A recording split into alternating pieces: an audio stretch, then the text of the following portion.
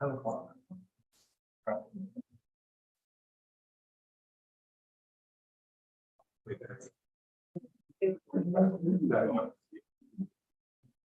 Working on it. Yeah.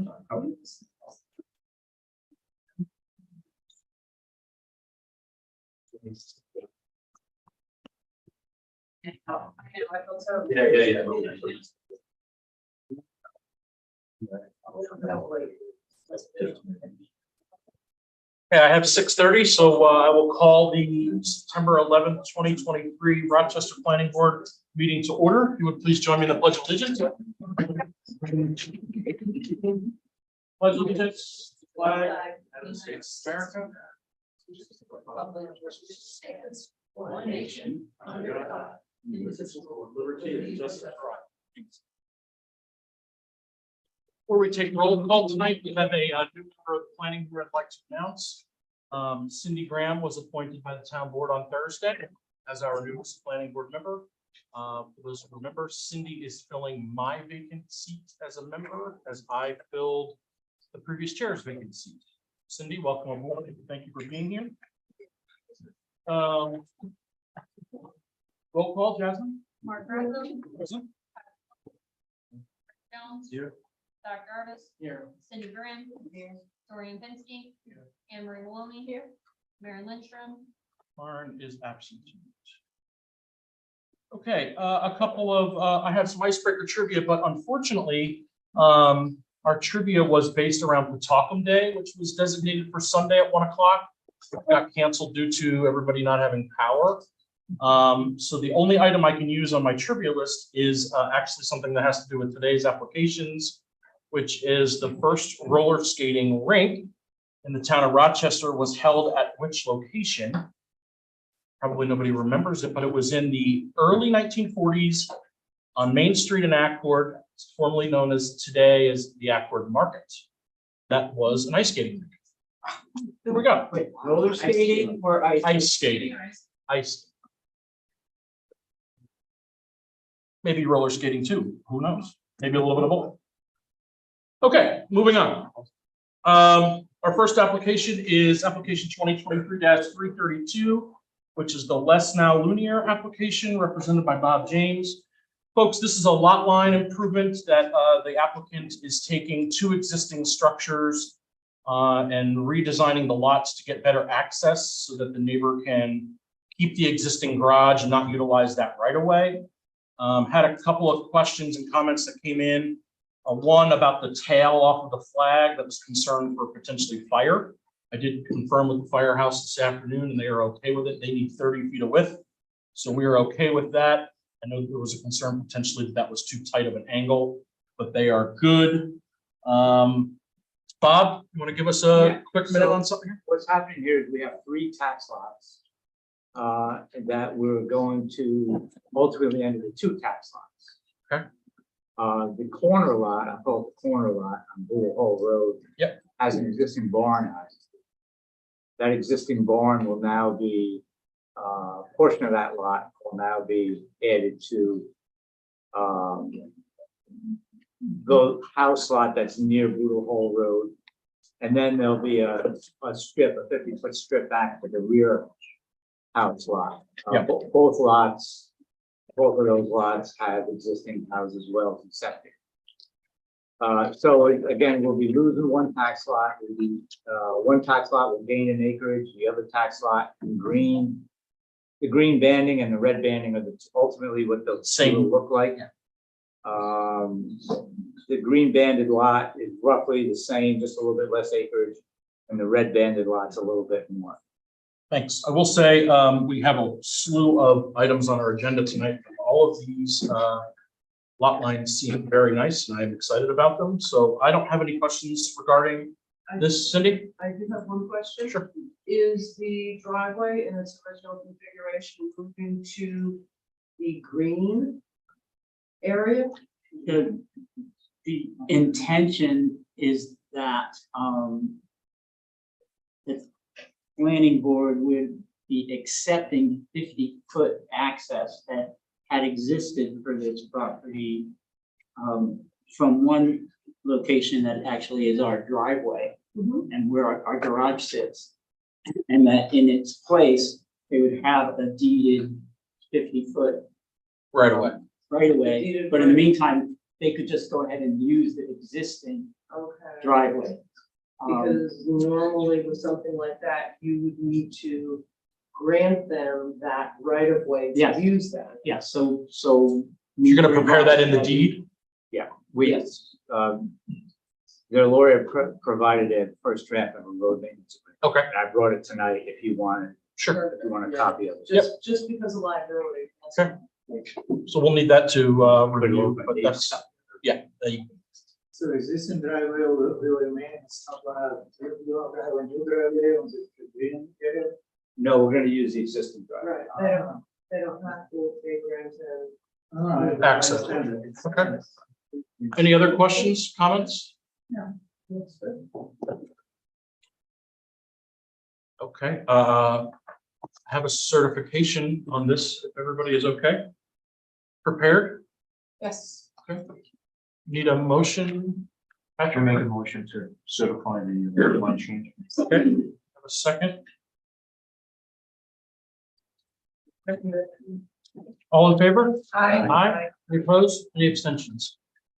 Bob, 8 minutes, how do we do? Pretty good. All right, moving on. Thanks. We're gonna keep the mojo going. You got it. Thanks, guys. Appreciate it. Okay, the next application is 2023-457, Andy Siegel, representative of Nadine. Nadine, hello, and Casey, hello. Good evening. We'll get this map pulled up. As we are preparing to pull this up, I'll give you a brief on this. I can pull them in. Sure, that'd be great. I don't have it up yet. Thanks. So, this is currently 3 existing parcels. All have, existing access to, roads.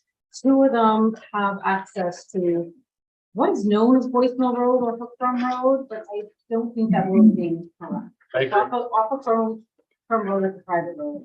The third has access, 25-foot right-of-way access from Maple Lane. I did bring copies of the deed. Do you have more maps? We only have one I map. only have one? No, I don't. Okay. I do have the one I'm looking at. It's loaded in the now, folder. The, But we still require. Yeah, no, I yeah, I know we talked about that because, the one I'm looking at right here has been revised to add a couple map notes, which I didn't think we needed. Yep. But I added some map notes and, which this is loaded, the updated one is loaded in the folder. in, the zoning table. So, so if you guys want this one, it's the same. Sure. Rick and Patrick can share. No, we've got one here. They Just- sure? I don't Okay. have Yeah, I want, So, we'll Rick, need to get this. The signed one that in. he has the zoning table added that we asked for. And it's also in the folder. Go ahead, Nadine. Okay, so these 3 existing lots. So this parcel that has access over a right of way to Maple Lane is 24 acres. And it is restricted right now for just one single family residence. So since they own property behind this parcel, what they're looking to do is take some area from this 24-acre parcel and divide it into 2 existing parcels that they have to add additional buffer to the rear of those parcels, and then make this 24-acre parcel just over 3 acres, so that it's more viable for a single family dwelling. So now you're gonna have one access coming in off of Crum, the other one coming in off. We'll The call it- access is we'll call it exactly Divisional the Road, same. And the access stays on Maple Lane. Okay. Yeah, the accesses all stay the same. And we So it's meet the really zoning rear of district. all 3 lots that are being kind of cut off. You meet the zoning district on the Maple Lane lot as well. That's good. Yeah, so, basically in a summary that it's to kind of qualify for the lot line improvement, it does increase the suitability of the first parcel for single family. It's increasing the other 2 lot areas and adding to their available open space. And, it's not inflicting any non-compliance to any of the lots. Board, questions? Zorian? I have a couple. Nadine, in your legend. I can see where the setbacks are for the stream. I think you should put that in the legend, whatever. It is Whatever. labeled. in So the usually table. when something's labeled, it doesn't need to be a legend too. We do have to provide science field map, so we can add that at that time. And just so you know, so this map is prepared by Cross Pine Point, By one? by Patty Brooks, because she's the surveyor. Oh, okay. So this map is. So where is the line? Where's the line for the 100-foot setback for the stream? It's the red line here. It says 100-foot buffer UCCO So in FM. some areas it shows 100 foot because it's just on the one side, and then as In some other areas, it's 200. it's 200 foot from the existing, and that's from the pre-existing. The lot in the subdivision. middle, I think it's lot 9. Well, -9, the last Yep. number. Yeah. is 9. Yeah. Where is the upper boundary of that lot? The middle of the road? Because you have this heavy. The blue edge of line, the road. the edge of yeah, the road. Yeah, so that kind of purple, like long dash, What does that portrait, mean? that's the adjoining boundary owners. So. Well, it's the new lot. It's the boundary for the new lot. Right, so I'm just gonna point on here. So these blue lines are the existing property boundaries for the lots that we're dealing with. Right. This other line here, that's a lot line that's not part of the lots we're dealing with. Right. So this lot bounds the 3 lots that we're dealing with. And the Z looking red line are the lines to be removed. Right. That makes sense. And it's simple enough. Where they intend to put the houses? Or you I don't know if are they proposing any construction? No, not at this time. There is no proposed house sites at all. The You have a lot of acreage here on both of the lots and you meet zoning on the back lots. There's definitely flat area on all of them And not big elevation. and not big elevation changes, right? Any other questions, Rick? Zorian? Yeah, I have a question, but okay, there is no house, but potentially is a driveway 90 degrees. Perfectly able to turn there. Where?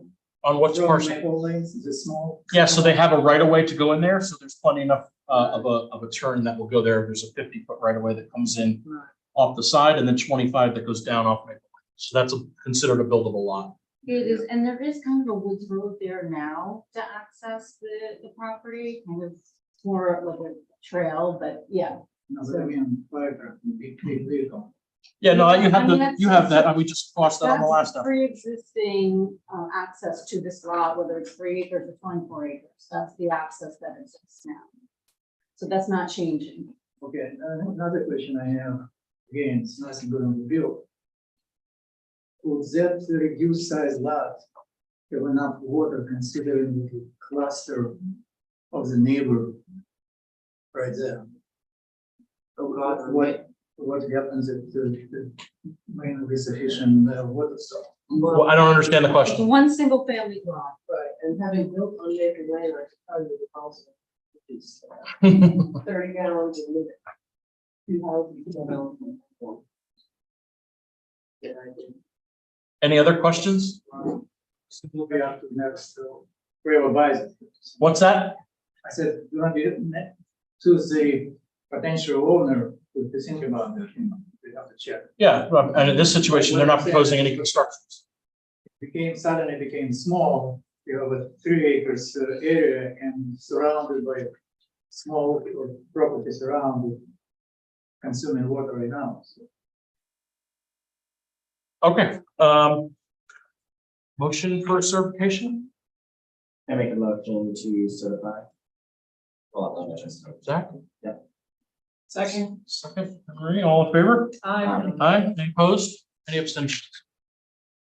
Okay, Nadine, moving on. Thank you very much. Yep, It says fine. yeah, no, it's, If they change the code, but no. Nope. It's still fine. we must have, We ask everybody to fine. You can walk, you can walk. yeah, absolutely. Hey, Bill. You're here for a while. I hope you brought your comfy chair. I think you have the next 7. All right. The next one is Planning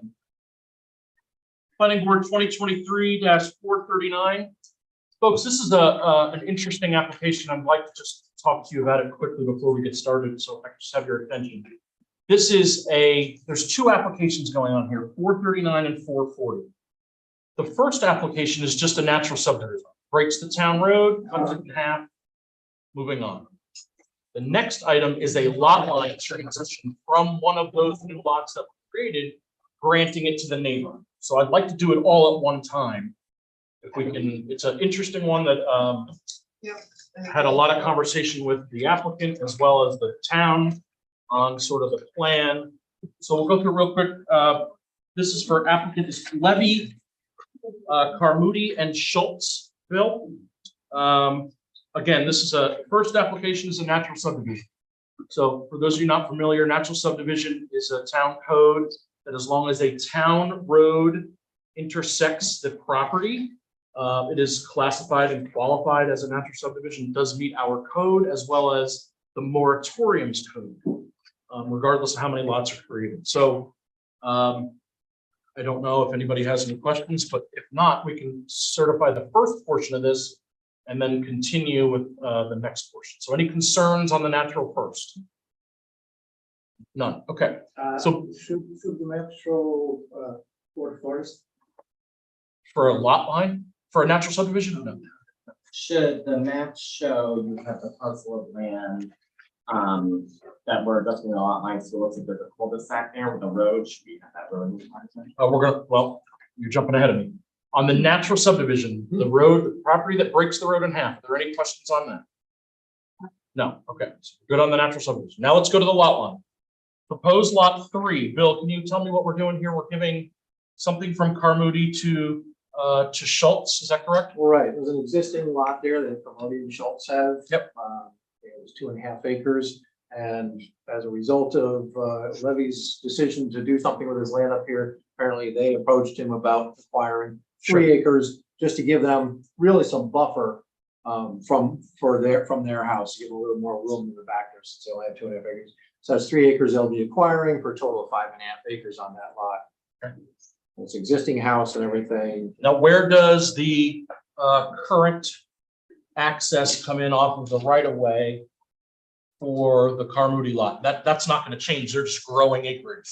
Right. So if they already have a pre-existing road maintenance or agreement, that's already all existing. part of that existing subdivision there.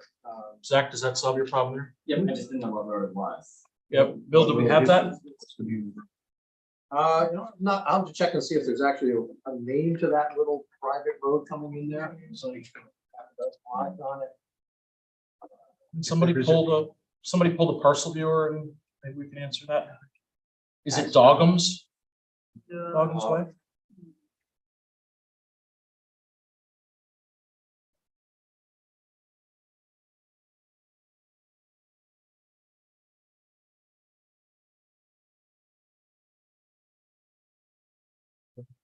And the address, their address is Screw Hill Road. so Yeah, they don't have an address. It on that comes in road. off of Skirm Hill. I see it. It just has lots access. Sometimes you get a door like that with 4 or 5 lots and they'll have a name. It's Mountain View Drive. Mountain View Drive.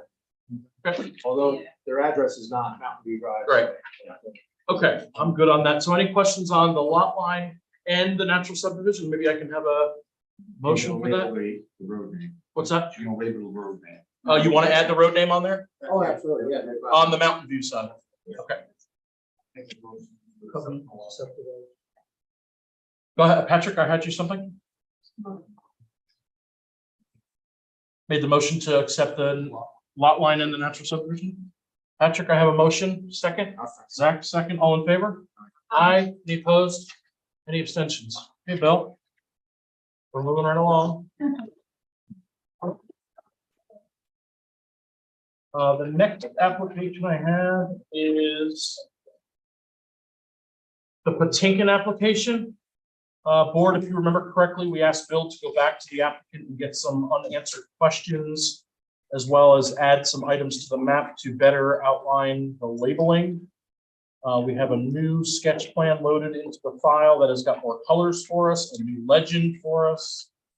So this looks a lot better, Bill. Thank you. Bill, could you summarize? Can you give us an update to what we have? You did change. Aside from the legend. What else did you? We, added the legend. And I'm not sure if we had the the dated colors on here before, right, with one of the questions was about the Mohawk Preserve Conservation Area. Yep. And so we did, had previously acquired a letter from Mohawk Reserve stating that they had no objection to the plan here. We can see here the area that the Mohawk Reserve has their conservation area on, or even though they're changing some lot lines here, it doesn't have anything to do with their lands that they're doing anything as far as building on or anything like that. Okay. Thank you for cleaning this up. It's a lot better. What was the road we asked you to name? Is that the Ginger Road? Ginger That Road. was, yes, we showed Ginger Road because there was an existing right of way coming in from Ginger Road over lands of Tagliano and Katz there. There's a right of an existing right of way that goes back into like probably the 60s. That comes into what we're showing is calling parcel A. And so we showed where that right of way, the extent of that going out to Ginger Road, which is also a private road. And that private road continues back and provides a little tiny bit of road frontage on another portion of parcel A. And is it the applicant's intention that the house that is labeled under construction, what's the access to that house? That's an existing driveway coming over parcel B. The And we shared show that driveway? Shared driveway easement, proposed right of way and shared driveway easement. That's an existing driveway that they already have built into that.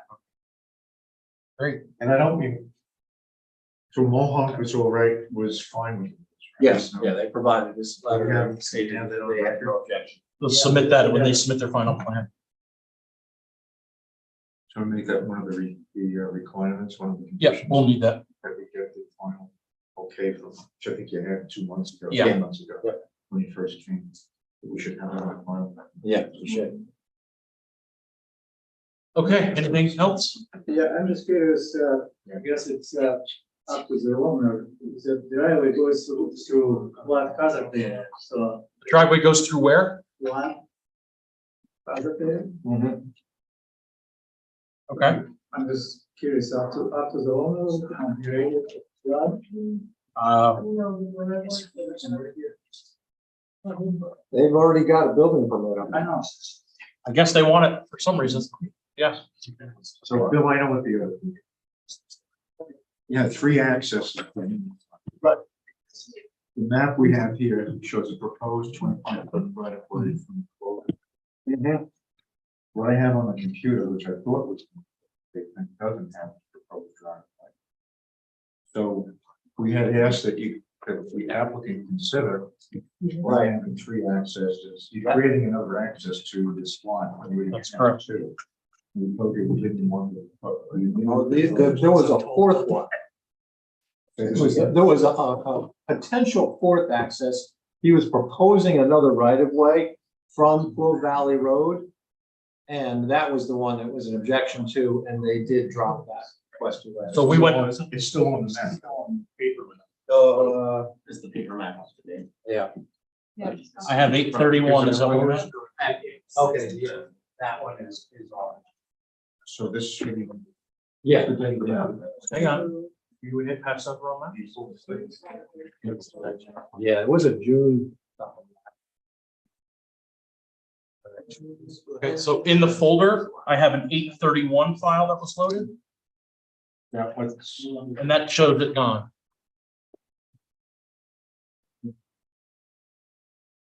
Right, because I have a April 6th revised.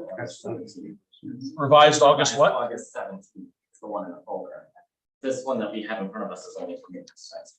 Okay, so the one in the folder says revised August 17th to add notes and legends. Right here.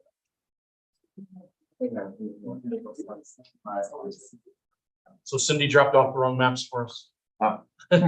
So that proposed right of way is gone, even though. Yes. Right.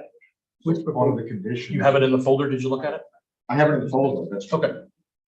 Why I'm asking, it's not in the, on the folder, but it is on the map, for that map, it's an old map. No, it's in the folder under 831. It reflects correctly. The map is correct, is incorrect. This map is incorrect. So Mohawk letter, third access, I want to get a copy of this. that's coming out. This is coming out. Yes. So what's going to be the access? Look in the folder for the revised map. That way it's under 831. The access, Dave, is over that shared driveway, Which one? coming off of. That one right there. This is This? pre-existing. Yep. You just said this is coming out. Nope. The fourth access is being. Okay. Yeah, that's right. So they're They're gonna share the driveway then. Okay, there currently are shared. So we're gonna get an easement on a shared driveway. I think you already have it prepared, right? Okay. You mean the maintenance agreement? Yep, Yeah. it's existing, so we have the existing maintenance agreement already. Well, how can you have a maintenance agreement on a house? That maintenance Yeah. agreement was from before the house was, this house was. No, there is not an existing one. We provided a draft. No, There's not one. that driveway is pre-existing, correct? The driveway is existing. They Okay. don't have a maintenance agreement because. Oh, okay, so then you're gonna need to review the maintenance They agreement. just- Yeah, I misunderstood. I'm understanding that driveway was pre-existing and the Right. agreement was pre-existing. Right, as far as, I don't know what was required for the building permit from the building department most recently, because they put this driveway in, they got a permit to build back there, the house is almost done. Well, you couldn't have pulled a building permit without a, Back here. yes. Yeah, So you have an existing right of way that's going to be extended. You have this. this does not exist. This was That's proposed. being eliminated. That's not on. So This is an existing driveway. We're proposing a right of way. But you've already got a building permit for this. Yes. Well, I guess you have the access, well, you don't have something. So Well, it could be, basically, this is being built right now. It's the same owner. They didn't need a right of way. They didn't need a road maintenance agreement. They own both properties. Wait a minute. The road maintenance agreement doesn't go with the owner, it goes with the property. that's right. Right. The fact that. So I'm saying- What do you When say? they got this You pulled the building permit, they own both these properties. So the building department said, okay, you own both of them, you can build back there. And they didn't. It was on the they didn't same lot, so require- currently build on this. When this Right. gets approved, then we'll need to have that. So you submitted that, we'll need to review that. Yes, that's been submitted proposed agreement because the intention is that once the house is completed and this process is completed, he's going to convey that to his son. And then there'll be a right of way granted, the road maintenance agreement put in place. But the reason one is part of We that. can't, as part of our approval, Chair. There's a number of conditions that I don't know if you have an approval for tonight. It's just a certification. It's just a lot line. And we need a whole bunch of, I'm saying it's a lot line, there's no decision, just certification. but we need a whole bunch of conditions to give them certification. What are they? I have the Mohawk letter. I need the Mohawk letter. Yep. Need the shared driveway maintenance agreement reviewed by our attorney. Yep. Need a right map. We have the map loaded. The representative dropped off the wrong map. It's not, We need a paper map, not the loaded map. what else? Because it's gonna be signed by the county, right? It's gonna be signed by what? The approved map has to be signed by the county. We don't have That's correct. a valid paper map to be signed by anyone. Right, we don't sign maps in the same night anyway. Okay, but just, Yes. so that's. Understood. another condition. I Okay. had mentioned another one, maybe I missed. Dorian had a question about the access coming in off of Ginger Lane. What was your other question, Dorian? About the potential well location, I always makes me wonder, drawing radius and showing adjacent property, how do we know that adjacent property is nothing jeopardized? That's not something that we approve. We don't have any jurisdiction over somebody else's well location or their septic location. He meets the zoning, we have no jurisdiction over it. How can we go to your house and say, show me your well and where your septic is? Can't do that.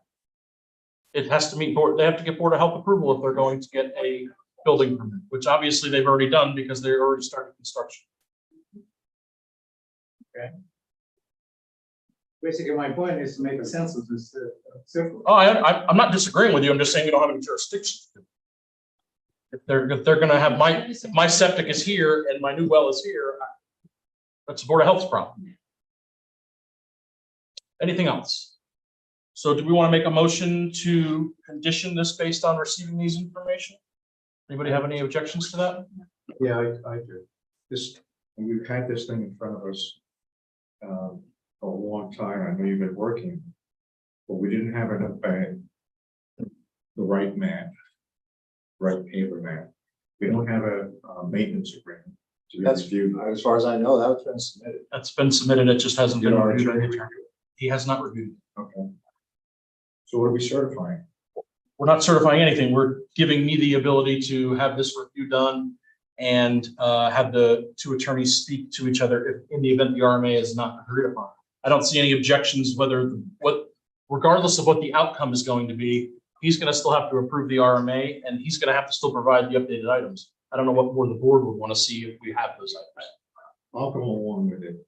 What's been happening, and we've had a lot of changes, right? But what's been happening is we vote on something contingent upon something that should have been before us, before we have a vote. It should be here before we do any kind of certification or approval, not go get it to. Do you want to hold it up and we'll take a vote? I want to hold it up. Okay, let's take a vote and see what everybody says. Unless what it wants to do.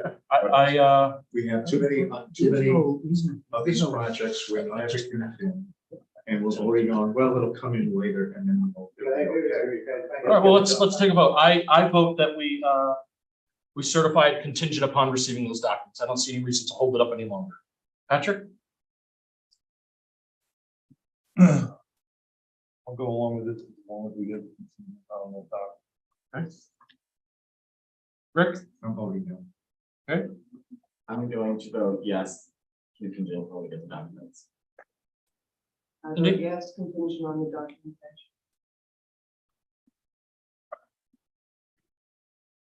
Zorian? No. And Emery? Yes, contingent. All right, 4-3, we'll move it through, and Bill, I'll need to get those items this week. Okay? Yeah. So we're gonna, you wanna write this down? I need an updated reflective map to show all the final items. I need the shared maintenance agreement, which Dave and the opposing attorney, if there's a problem, concern, we'll get that to Paul you. Keller was sending it, so I'll check with him. Okay, and the Mohawk letter, which you already have, we'll just need to finalize that to be submitted. Okay, moving on. Okay, the next application is a public hearing for Mr. Podokar and Rosenfield. Is anybody here for the public hearings this evening? Going once, twice, I won't have to say my elevator speech. Once, twice, 3 times. Last chance, any public hearing? Okay. I'll make a motion. Thank you. I have a motion to close the public hearing. I have a second, Rick. And. Okay, we have a public hearing closed. I do have a decision. We need to do seeker to get an action on this. So I'll go through this quickly. You have Max to send out on this. And you have it up. I'll take a minute to get it up. We are on planning board application 2023-237. For those of you who remember, this is a 2-lot subdivision that had some wetlands concerns on New Hole Road. We had our consultant go out and do a review. He did a great review. And we found some items that we delineated, segregated, and revised based on the shared driveway agreement. Our attorney has reviewed the shared driveway agreement and is acceptable with the applicant. We'll do seeker and then I have a decision, which I don't know if anybody else was at this, but I had no internet for the entire weekend because the storms lost power for 27 hours and woke up to decisions this morning. So that's exciting. Okay, here we go. Will the proposed action create a material conflict with the adopt land use or zoning regulations? No or small impact. Will the proposed action result in a change in the use or intensity of land use? No or small. No or small? Will the proposed action impair the character or quality of the existing community? No or No small. or small? Will the proposed action have an impact on the environmental characteristics that cause the establishment of a critical environmental area? No or small impact? Will the proposed action result in the adverse change in the existing level of traffic or affect existing infrastructure of mass transit, biking, or walkway? No or small? Remember, we got a fire letter from them. Will the proposed action cause an increase in the use of energy and it fails to incorporate reasonable available energy conservation or renewable energy opportunities? No or small. No or small?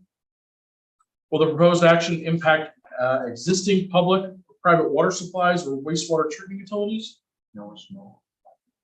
Will the proposed action impair the character or quality of important historic, archaeological, architectural, or aesthetic resources? No or small. No or small? Will the proposed action result in adverse change to natural resources, i.e. wetlands, water, bodies, groundwater, air quality, flora, fauna? I think we've taken care of that. No or small? We can even check that as moderate to large if you have a concern. I think our wetlands, Wetlands, there's wetlands, but they're missing two of the things that qualifies as wetlands. Right. Hasn't been written. hasn't been wet in 100 years.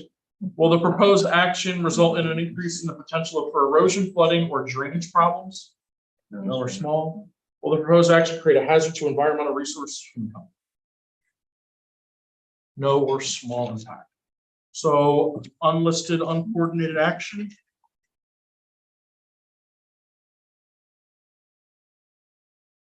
Can I have a vote on that motion to accept that? Unlisted, uncoordinated action? I'll second it. Patrick and Rick. The roll call vote, please, Jasmine? Mark, Yes. Patrick. Yes. Rick, Yes. Zach, Yes. Aaron, Cindy, Yes. Dorian, Anne Marie. Yes.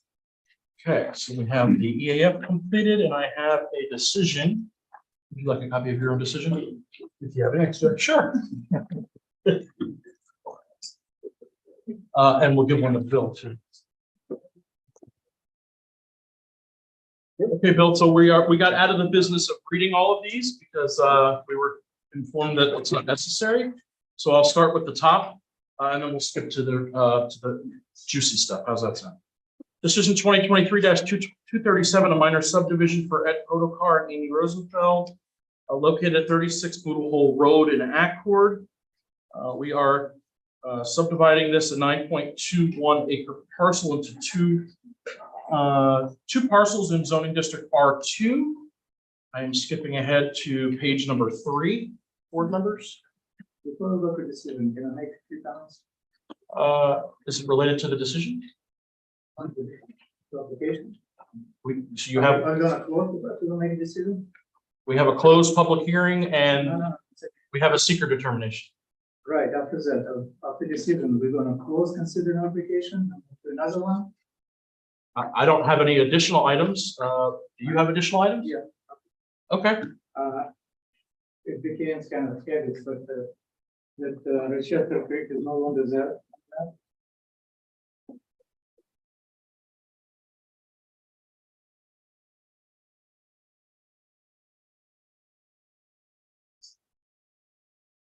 Bacchus, small Bacchus.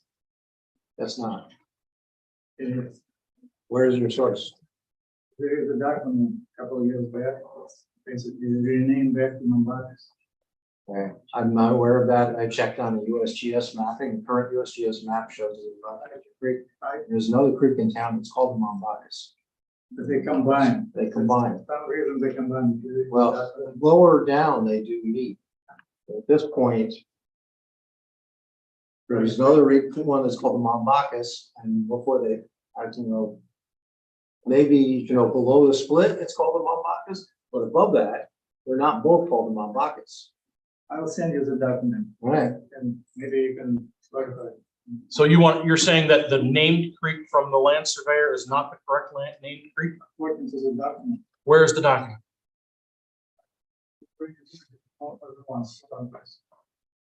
You know what, this is similar to what happened with So I, on, your McCarthy's. application, where, I believe that it there's, was labeled the Rochester. I believe that there is the Rochester and there's also the Mombakas, but they do adjoin calling it the Mombakas. Is that correct? Why don't we do this? And I we'll saw put a it whole- the same day, if you read it up. I mean, we have two maps in our folder that have it labeled as Mombakas and one in our. Final map. has it.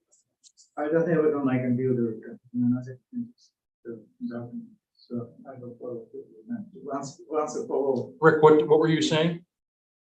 There continues to be confusion about I think for your, even for your house. Yep. right, or your project, Sure. I think we labeled the river out there as the Mombakas. The Mombakas, Beginning that's of the correct. Mombakas. Well, that was the beginning of the Mombakas.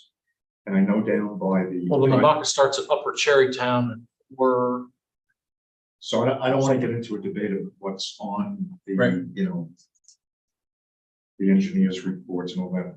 We went through this a couple of times and we decided Rochester County. That's what the town changed to, whether or not the powers to be in Washington Sure. changed, updated it. updated it, I don't know. So you agree that it should be called the I Mombakas? think it should be called Me Mombakas. too. I have no problem if it was labeled Rochester / Mombakas.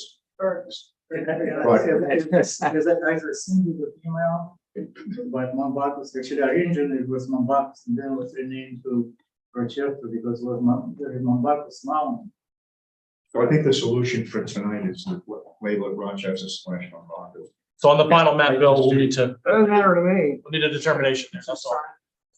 So, Mark, I would like the planning board to send a letter to the town board to say, regardless of what it's labeled by Washington DC, Or the county also Of calls the it. county, what was it that the town applied for and got approval for the name change? Yep. They have the approval, the legal documentation, so we have some guidance as to what to call this one, besides just creek. I don't think you call it the creek. The creek. But there is an official name. What is the final name? That's what we want to know. Where does it go to? Okay. Any other items, Sorian? Driveway maintenance form. Now filed. Say it again? Driveway maintenance form. Yep, we have it. Now filed. It's blank. In full. Okay, it was approved by our council. So if I look at the folder, I'm showing it in here. It's not blank. and it wasn't one.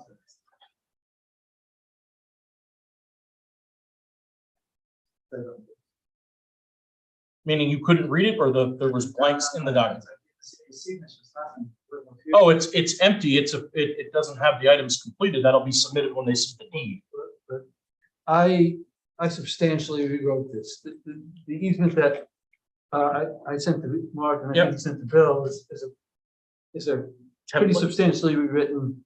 And in general, the board should know this. Every road maintenance agreement that we're looking at actually needs to be as well an easement. It's not just an agreement as to how a road's maintained. This is an agreement to allow somebody who doesn't own a particular piece of land to use the land.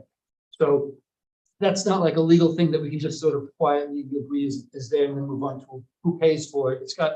There's absolutely no reason why it shouldn't be in writing. In fact, it really has to be, because if you're trying to, the whole purpose of a road maintenance agreement is that we're aware of who's paying for what, but unless they have the underlying rights to use it, it's silly. I mean, if there's gonna be a fight, you want to have the rights there. So it's gotta be an easement. So I rewrote this. I'm gonna be rewriting a lot of them, at least to do that. This one needed to be substantially written. So my question is, I think. Yeah, I sent it to him Have already. have your people accepted the easement that was sent on to you? Well, tonight, I haven't shown it to him yet, but I'm sure that it's fine.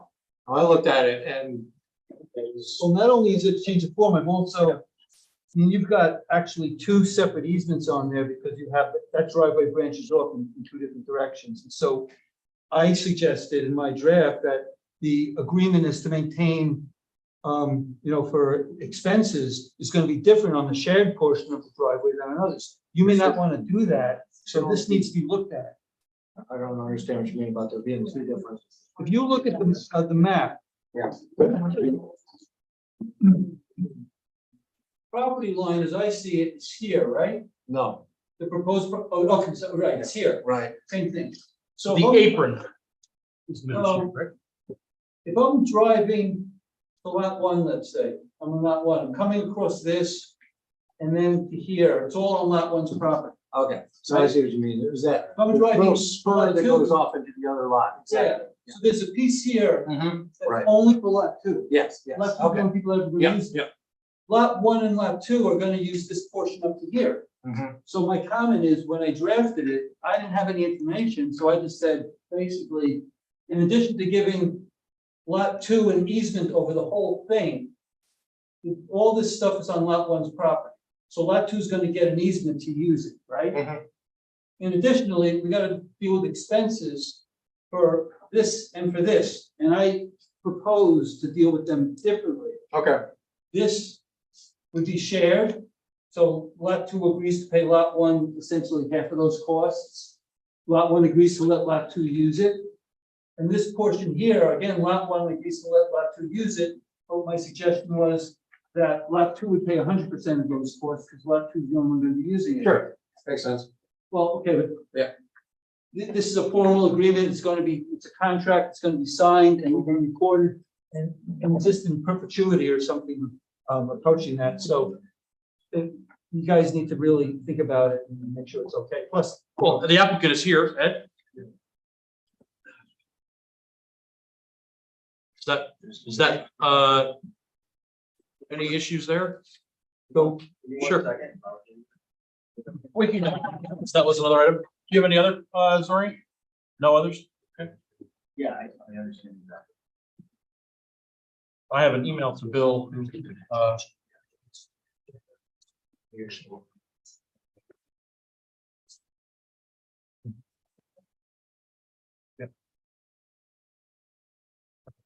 yeah, we're gonna send a letter to the town board and let them tell us what they want. So I sent an email to Bill, just for the board, so you guys are aware. You don't have to set it up this way, you can choose to do it a different way. I actually think it works. I just sent an email to Bill to review the RMA that Dave rewrote. You know, 20 feet, you know. Yeah, no, it totally makes sense. I did our part. And if they're gonna use that section, it's me. I know, you're owning both, I understand. It's you until, if you gotta realize, we do this because one day you're gonna sell one piece to Mr. Hatfield, the other piece to Mr. McCoy. I agree, Okay, makes sense. All right. any other questions on that?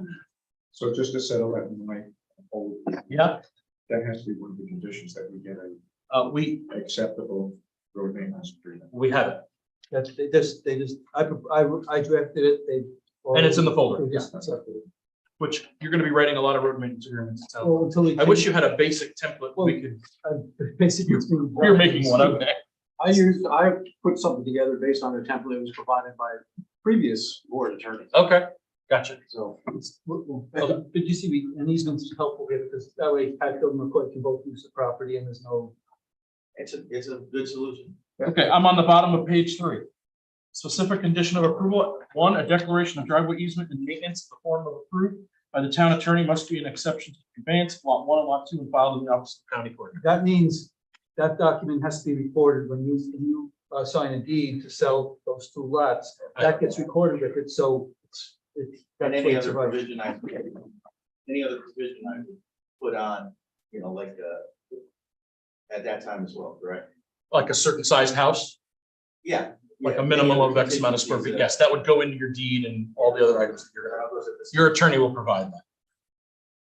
Okay, the town of Rochester, This is what's called an exception, because you're essentially conveying the land, but you're accepting to have, you're imposing certain obligations on them. So they don't get the land free and clear. They're gonna have to pay a certain amount for maintenance, plus if it's lot 1, they're gonna have to let lot 2 use that land. So they're not getting the absolute total fee simple. It's fee simple minus certain obligations and certain. That's what's called an exception. That's what it means, is you gotta file that. I understand. town of Rochester Planning Board further grants the authority of the chairman to certify that the conditions are completed without further resolution to sign and date the plot as such time. Directed the approval, the subdivision approval, and associated conditions shall be binding upon the applicant and all successive owners of land as long as others shall occur. Number 2, I'm on page 4. The approval shall remain effective as an authorization to secure the required permits and establish the use for maximum 1 year from this date to approval unless the applicant shall have submitted written request and the planning board shall have adopted such resolution granting an extension and providing the applicant has submitted proof of having diligently pursued the implementation of the plans. Draft resolution was prepared by the chairman and was read, discussed and amended by the planning board, adopted on September 11, 2023 by a vote. I have one. Not a vote? One additional condition. Yep. Condition number 2. 3. Well, you only have one here, so it's condition number 2. On specific conditions. Go ahead. I was on effects of approved. The official map needs to be relabeled in terms of the creek to the Rochester/Mombasa Street. So let's stop right there. Dave just pulled up the USIG, Geological survey. geological USGS. So the USGS sets geographic place names for any source that he's gonna use as a surveyor or engineer. It's clearly Rochester Creek and the USGS database. I'm gonna ask it that then leave it, but that's not what the Rochester. DEC, Creek was for. Agree. it's the source. You gotta go to the source of the map. The source of all these maps is the US Geological Survey. And is it at all possible that these guys? They get them in wrong. Washington are- You can 5 years ago. petition to have the names changed, sure. They did. That's why we have the letter. No, you're petitioning the US And they Geological changed it. We Survey. got the approval. Well, you can name it whatever you. A couple years ago. Zorian is referring to a letter that the town has that officially changed the name Whose letter? from the USGS or US. We Oh. have it. I don't know what The this is. town petitioned the USGS to change the creek. From Rochester to Mombasa, And and it was approved. It was approved. But it doesn't reflect on anything. Looking at the literal well, live that's why we have these meetings to. federal database and it's still Rochester Creek, So which may be a delay. I know. I agree. Councilman Aaron could find out and get us that letter. I'm going to write a letter to the town board asking for them to weigh in on some responses. We need an answer. I think the one time if I'm not mistaken, I confirm. We need something in writing. It goes about back about 3 years. Okay. So Rick, And I know it says that on there, but Well, in other words, you know, we may not Because have he a will- budget at the end. because the data he relies on map is traced back to the And that's why store. we have these meetings to advise them that that's no longer correct. Right. If the applicant or the applicant's surveyor wants a copy of the letter, then you need to have a copy of the letter in the USGS. Mike Baden didn't make this up. Correct. There's a letter from the USGS that said, yeah, it's changed, period, full stop. all right, so continue with your condition on number 2, to update the creek name on the To final update the plot. creek name on the map, Rochester Creek to Rochester/Mombasa Creek. So at least we're half correct. I like that idea. Any A lot of objections work to was that? put in by the town. Respect for the local Native Americans that used to. We have a hamlet called Mombasa. Yeah. There's a reason for that. Okay, Actually, it was a dice. that runs right through it. Chester Creek Road. Yeah. Okay, I need a motion to accept these conditions and decision. I have a Patrick. Yep, I've been taking notes. Patrick, and I need a second. I'll second. Zach? All in favor? Aye. Any opposed? Any abstentions? What? We've done it. Okay. Bill, don't go anywhere. Let's take a break. You want to take a break? I need a break. You got it. Go on, do someone else. We'll take 5. How's that? We got no one agenda. So you want to go one more and then take a break? Isn't there one? Oh, I'm sorry. No, let's see how Richfield. Yeah, I can't go too far yet. Okay. I thought you needed a break. I can move some things around if you want to take a quick break. All right, here we go. We're gonna beat you up one more. Is the Rochester Creek on this map? Yeah, yes. It is, yeah. It is, actually. Okay, the next thanks, Ed. The next application is 2023-124. A minor subdivision on another part of town, 138 to 140 Queens Highway for the applicant Dan Richfield. We need to do a secret determination. Zorian, do you have any questions or comments on this before we do secret? I don't count with, forest is not showing that, but again, I don't know. That's how we did it, or?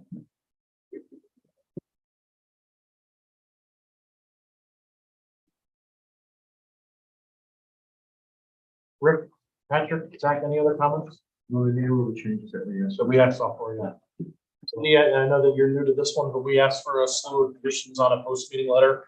And they've provided all those. That's why they're back. Catch you up to The pre-existing, the houses are pre-existing, that is correct. so why do we care about? The reason we had a couple concerns. One, they proposed a flag lot, which this already was, so we asked them to reshape that lot and have a shared driveway agreement. We asked for some updates on the map, but otherwise I think it was fine. They were flagging the flags. Yeah. So we made a few changes. Zorian, what were your items that you had? If you look to specify forest area. And there is a core for it, it's not.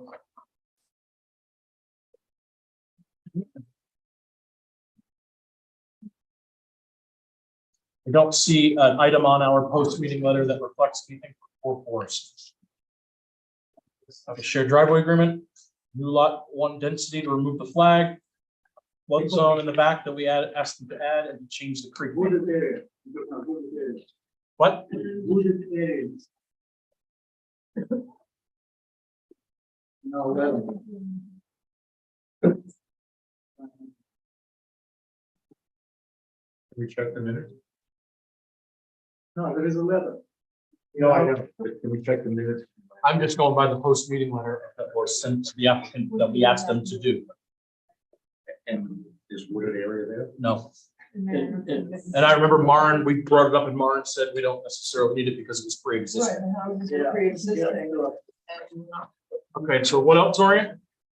Okay. So, are they have to do it with that objection to agree to the Rochester flush on bottom? For the time being, I think that is very valid. Okay, so we'll do seeker. Before we close the public hearing, here we go. Will the proposed action create a material conflict with the adopt land use and zoning regulations? No. No, or small impact. Will the proposed action result in a change in the use or intensity of use of land?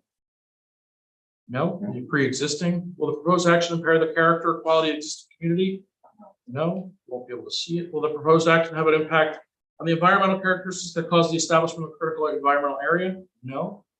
Will the proposed action result in an adverse change in the existing level of traffic, existing infrastructure for mass transit, biking or walkway? Not really applicable. Will the proposed action cause an increase in the use of energy as it fails to incorporate reasonable available energy conservation or renewable energy opportunities? No. Will the proposed action impact private or public water supply or wastewater treatment utilities?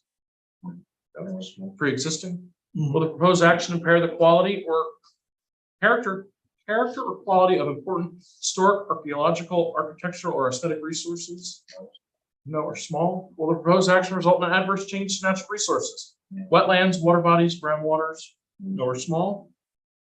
Will the proposed action result in an increase in the potential for erosion, flooding, or drainage? No. Will the proposed action create a hazard to environmental resources or human health? Can I have a motion to accept the secret determination of unlisted uncoordinated action? We need to, I have a motion from Zorian and a second from Patrick. We need a roll call. Mark, Yes. Patrick, Rick, Zach. Yes. Cindy, Yes. Zorian, Yes. Anne Marie. Yes. Hey, I have a decision from my email Monday morning today. Sorry, I couldn't get it uploaded. You want a copy of your own decision? Bill, I have one.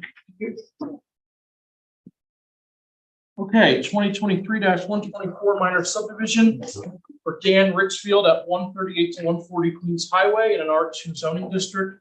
Total acreage being affected is plus or minus 14.2 acres. We have an unlisted action here for two existing sites. I am going to move forward to page 2, a declaration of driveway easement and maintenance in the form of approved by the town attorney. Must be an exception to conveyance lots 1 and 2 and filed in the office of the county clerk. This has been provided and reviewed. I won't read the general conditions because these are all verbatim. And I will move to. Dave, where can I go to? Can I go right to the adopted date? Yeah. Okay. So the plan, draft resolution was prepared by the chairman and was read, discussed, and amended by the planning board. Does anybody have any additional conditions? Yep, the one about the Rochester. Number 2, Rochester, Mombacas Creek, thank you. And anybody else? Nope, let's vote. Adopted September 11, 2023, all in favor? Aye, any opposed? Any abstentions? Okay. Bill, see you in 5 minutes. Okay. Thanks, sir. Bless you. Okay, Mr. McCarthy.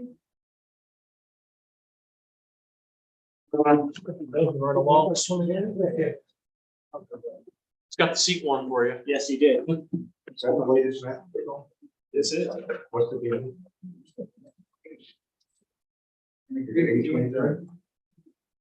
Yeah. Peg did a good job on this. We have a McCarthy map. I believe that our most recent map was the update, 823, is that what you're showing? So we asked the applicant, if you remember correctly, to take the previously approved subdivision map that Mr. McCarthy just did in the past, call it 12 months, and to take that, all of the map notes and everything that we have done already, reflect the revised changes that Mr. McCarthy is proposing, provide that to us with all the map notes and everything on here, so you're going to see a very convoluted map. But ultimately what we're doing is we are reapproving the new change on the existing map, which is what the board wanted to do. Mr. Gordon provided a, so what we did is we provided Mr. Gordon the old approval so that he can update with the reflected corrections. So we'll do seeker first and then move forward with that. Does anybody have any questions on Mr. McCarthy as of yet, besides Mombacas and Rochester? Patrick? So the map we're looking at is August 23rd, 2023. I forget when we approved the original subdivision, sometime last year. Yeah, well, it was November of last year. So this is more for the attorney or for a planner. Should the date on the map be the original date of the original map? And then it simply says, and the revision of August 23rd, 2023, reflecting the change in the area that was being conveyed to a different lot. You follow me? With the date here of 8/23 would suggest that there's no other map that exists. Well, there is. There was an original map, and it's the original map that was revised to this current map. So shouldn't the date of the original map be reflected somewhere? See, I disagree. I think that the new map should be the final map that has I'm asking. the provisions. My opinion is that I don't think it's that significant, as long as the current date is on the map. I mean, that's what's going to control. The subdivision must be acknowledged and recorded as of now and identified as of now, because otherwise you're going to actually, you run the risk of confusion. I'm less worried about making sure that we acknowledge the previous subdivision than I am about confusion between the two. So You want just the new one to be the final one? that's my preference, but if you want to have the old date, that's fine. But I want to see, large letters saying, update this one. I agree. Because then ultimately the previous subdivision is now And more specifically. put behind us. Let's go page 1, because it was confusing, like two pages of the same plan. Right. But I look at the page 1 is the latest, Correct. and this is the date, August 23rd. And Duncan I have Millbrook, no longer Millbrook. And page 2 showing Millbrook is Dorian, you need a new job. Wow. We got to get you a new job. Don't work for mine. Is that the rundown? Is that what you said? You're on the wrong side of 209. I'm site engineer, devil we did that. I like that. Okay, so we're gonna update that when we get to the conditions, remind me. Okay. Anybody have anything else on not the creeks. I'm gonna have trivia next month on creeks. Just gonna let that water flow under the bridge. Well Okay, said. nobody has any questions, okay.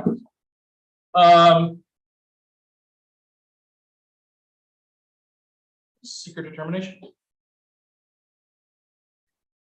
We need to do this first. Okay, so. Yeah, I like that. Any other questions before I do secret? All right, here we go. Will the proposed action create a material conflict and adopt land use plan or zoning regulations? No, or small. Will the proposed action result in a change in the use or density of the use of land? No, or small. Will the proposed action impair the character or quality of the existing community? No, or small. Will the proposed action have an impact on the environmental characteristics that cause the establishment of a critical environmental area? No, or small. Will the proposed action result in an adverse change in the existing level of traffic or affecting existing infrastructure for mass transit, biking, or walkway? No, or small. Will the proposed action cause an increase in the use of energy and it fails to incorporate reasonably available energy conservation and renewable energy opportunities? No, or small. Will the proposed action impact public or private water or wastewater treatment utilities? I think we talked about that months ago. No, or small. The proposed action impair the quality or character of important historic, archaeological, architecture, or aesthetic resources? No, or small. Will the proposed action result in an adverse change to natural resources? No, or small. Will the proposed action result in an increase in the potential for erosion, flooding, or drainage problems? No, or small. And will the proposed action create a hazard to environmental resources or human health? Okay, so I have an unlisted, uncoordinated action. Do I have a motion for that? I have a motion for unlisted, uncoordinated action by Patrick, second by Rick. Roll call vote, please. Mark, Yes? Patrick, Rick, Yes. Zach, Yes. Cindy, Yes. Zorian, Yes. Anne Marie. Yes. Okay, we'll go to the public hearing. We need to close the public hearing. Is anybody here for the public hearing? I know I've asked this question a bunch of times. A motion to close the public hearing? Motion from Zach, second from Patrick, all in favor? Aye. Aye. Opposed? Any abstentions? Okay, we have a public hearing closed. We are on schedule. I have a decision. You don't want your own. Tom, do you want to read yours? Around this way. Okay, Zorian, I'm going to go right to you. We have freaks.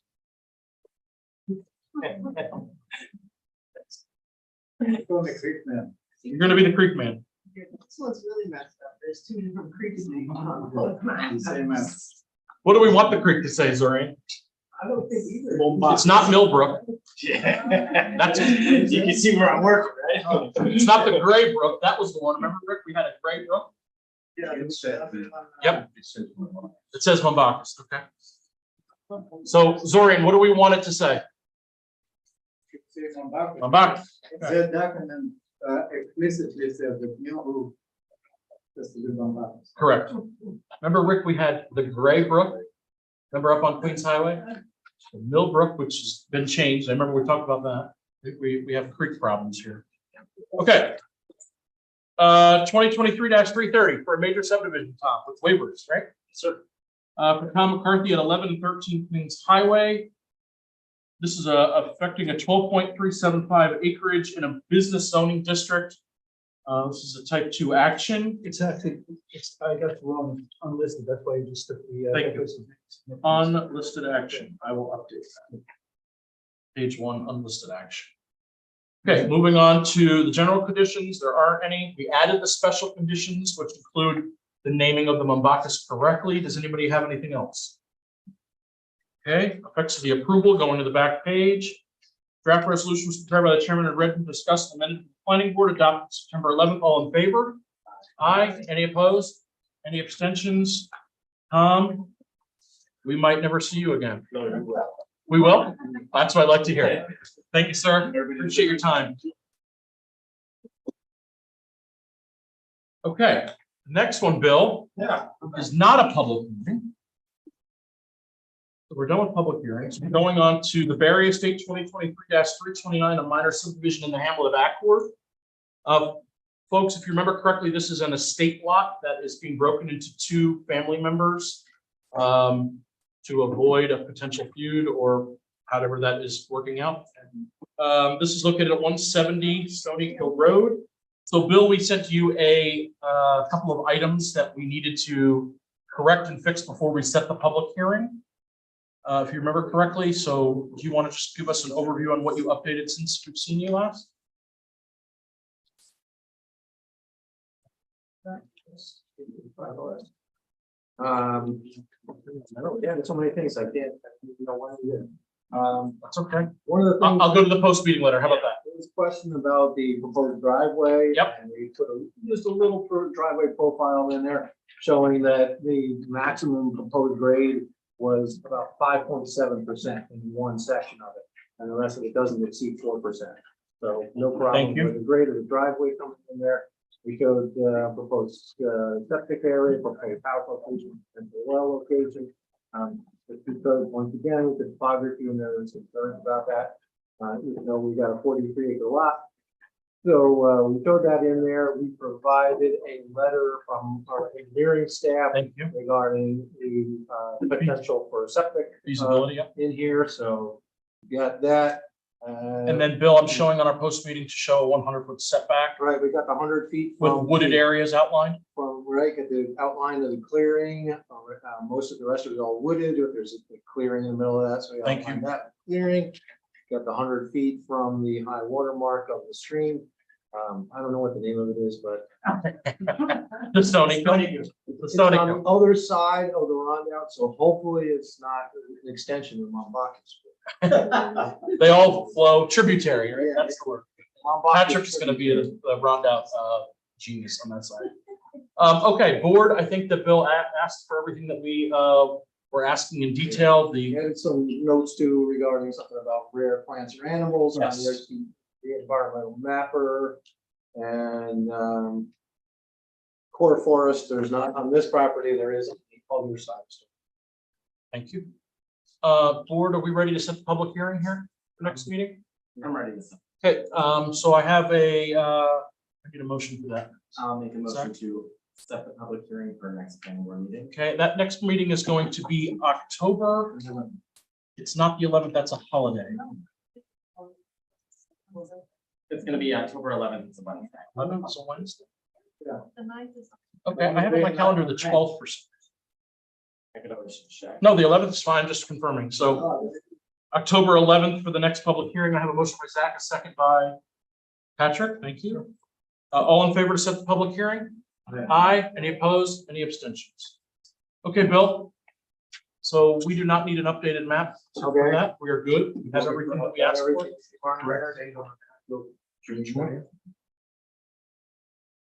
No, we'll put a revision note on there Then we'll need the new map. because this is a preliminary plan. So what we'll send you before the next meeting, we'll have one final with the final date on it. For the public hearing. Yep, making a note. And we need 5 copies, please. Yeah. Okay, So I'll get you. are we done with you, Bill? I believe so. We're done with you. Thank you very Okay, we'll much. see you at the next meeting.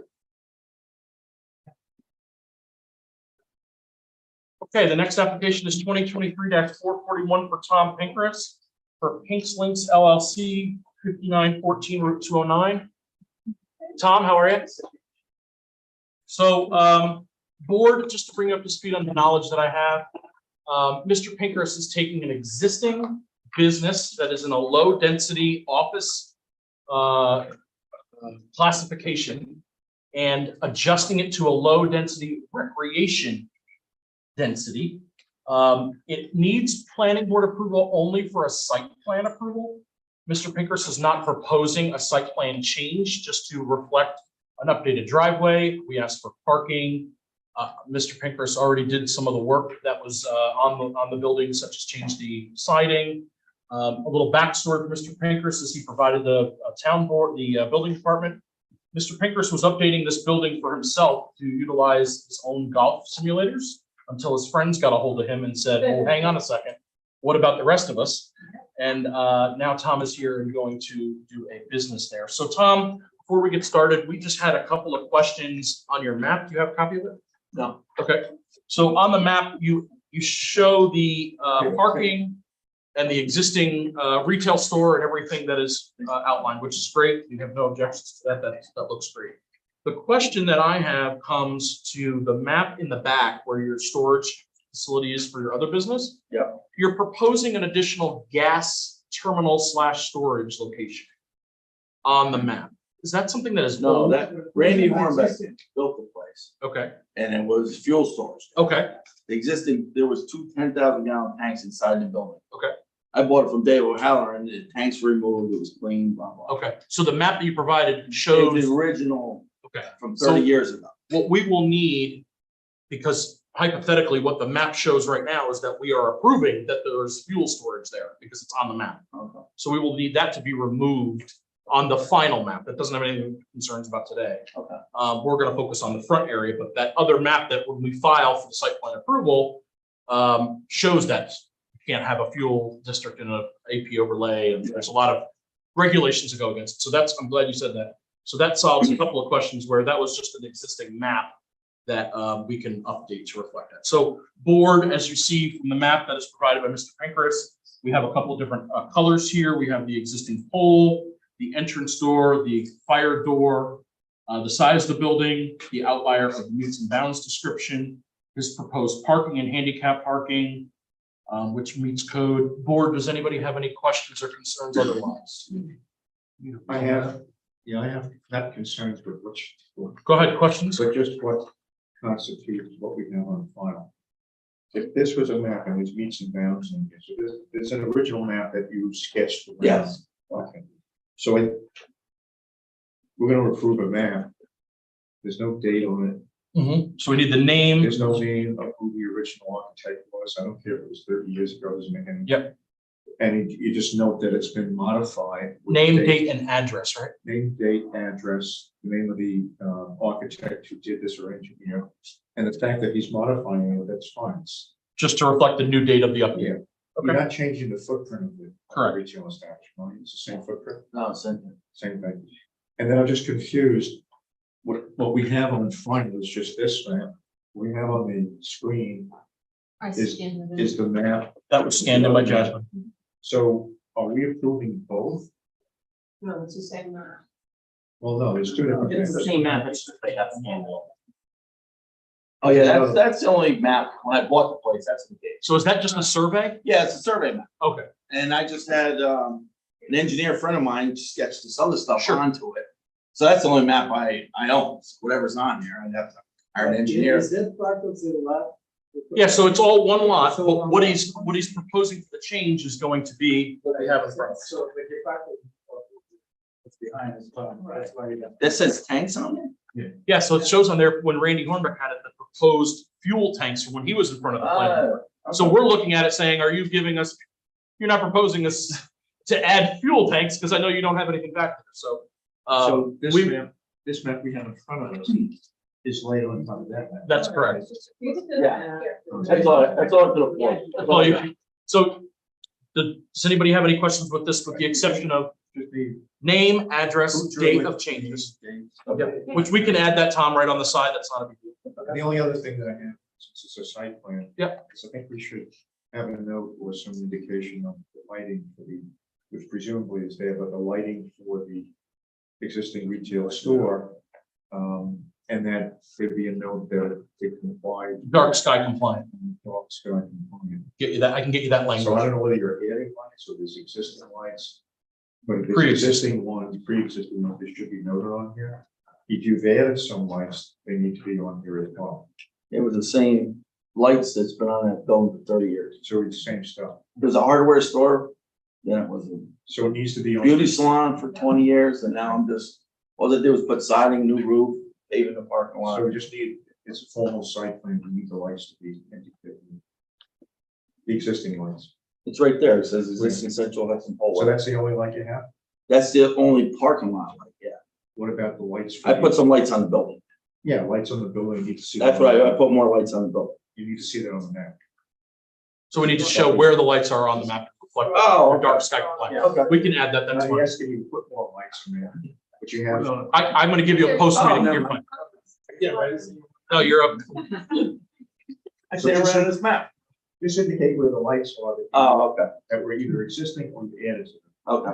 And then there's a note that needs to be put on it that says that the lights need to be compliant with what we call the town code around lights, which is called dark sky compliant. Okay. Okay, any other questions? And comments? we need the map before we, What's that? we either need the map before. So, yeah, so this is a type 2 action. It does not require a public hearing. I do have a decision prepared for tonight, but it's up to the board's purview on to how you want to proceed. No, we need to get to whatever was discussed. Right, so we're asking for the name, the date, the address, the architect and the date for Tom to update where the lighting has been added to outside and a dark sky compliant note. Do we need an updated map to reflect that? Yeah. Before we go to approval? Here we go again. I don't see, like I said, I'm not one way or the other. I just don't see a benefit. Sure, I just want to. Let me finish. I don't see an update that is going to reflect a decision that's going to change our minds as to whether we've received that in a different manner or not. If it is dark sky compliant and the map is updated, what is that going to change your mind whether? But the point I would like to add, change in process to leave in everything to you and putting responsibility on you to Yeah. check everything you've done. Sure. What if you're gonna miss it? What do you mean? What if you missed something that was submitted? We have a post-meeting letter, or those are going to be So checked why- off? I'm not saying one way or the other. I mean, Why do you want to accumulate some? Look, this has nothing to do with you. Yeah. I'm sorry, Roger. Pinker. Why do you want to? This has nothing to do with you, but we should have had, as Zorin said, and maybe some of the other board members agree. The map that we're gonna be voting on, unless there's some unusual circumstance, should reflect all the things that are code required. So then let's This do does that. not. I'm not saying that we're against that. Let's do that. And it's not a vote, we'll let it go, it could be a vote to let it go, but it's suggested to the board. We're doing too many of these things where we have incomplete maps here. That's just not acceptable. So then I think for further notice, what we should do is if we need to pick one or the other. There's no more accepting maps on with contingencies that are going to be completed. No, could be different contingencies, but here's the main contingency. There's 3 or 4, I mean, for that matter, if we say it's dark sky compliant, who's gonna certify that it's dark sky compliant? We would normally have our engineer confirm as dark sky compliant, or his architect or engineer. That's not here. I mean, So we could I say hear that. what you're saying. but I mean, it's- it's going to be one for all or. not That's for all. fine. We approve it, there should be an approved map. Patrick, you had comments? Patrick? When we do the conditional approvals, we approve the documentation with the condition. And we leave it up to you to certify. Correct. That's why, in my opinion, Concept similar, but I'm not comfortable with this either, actually. well, I agree. I'm just saying that We should have. in my opinion, there's name, date, address, architect, the new revised date, the lighting locations and dark sky compliant contingencies. So in my opinion, Mr. Pinkhurst needs to go back to his assistant or friend who helped draw this, add those items to us, and then we can have a potentially a condition of approval at the next meeting. Granted, if Yeah, they're all that's what I provided. said, it's truly incomplete. And if he doesn't understand what needs to be put on this map, that's what. We'll work on that, Or yes. you, or our consultant is here to do. But this is actually a site plan. map. Correct. I've seen site plans. And Yeah, this is- I am in favor of that. So, so Tom, what we're gonna do is we're gonna get you a post-meeting letter to update all of these items and to get that back to us for the next meeting. Granted, you turn that in a timely fashion, and it meets the code's requirements. We'll have a decision that night and you'll be able to move forward as proposed. Thank you. You're welcome. Thank you. Okay, so Jasmine, you have all those items for that on there? Yes, we'll get that to Mr. Papers and we can get that back for the next meeting. Granted, you're losing on time. Okay, the next application is 2023-349 Nadine for Big Net LLC. This is Bjorn Korneman. For those of you, oh, I am so sorry. I wrote over that and I apologize. Here, so. Well, then you said. Thank you. It is 2023-478 for Hudson Valley Seed Library, Perry Chapter.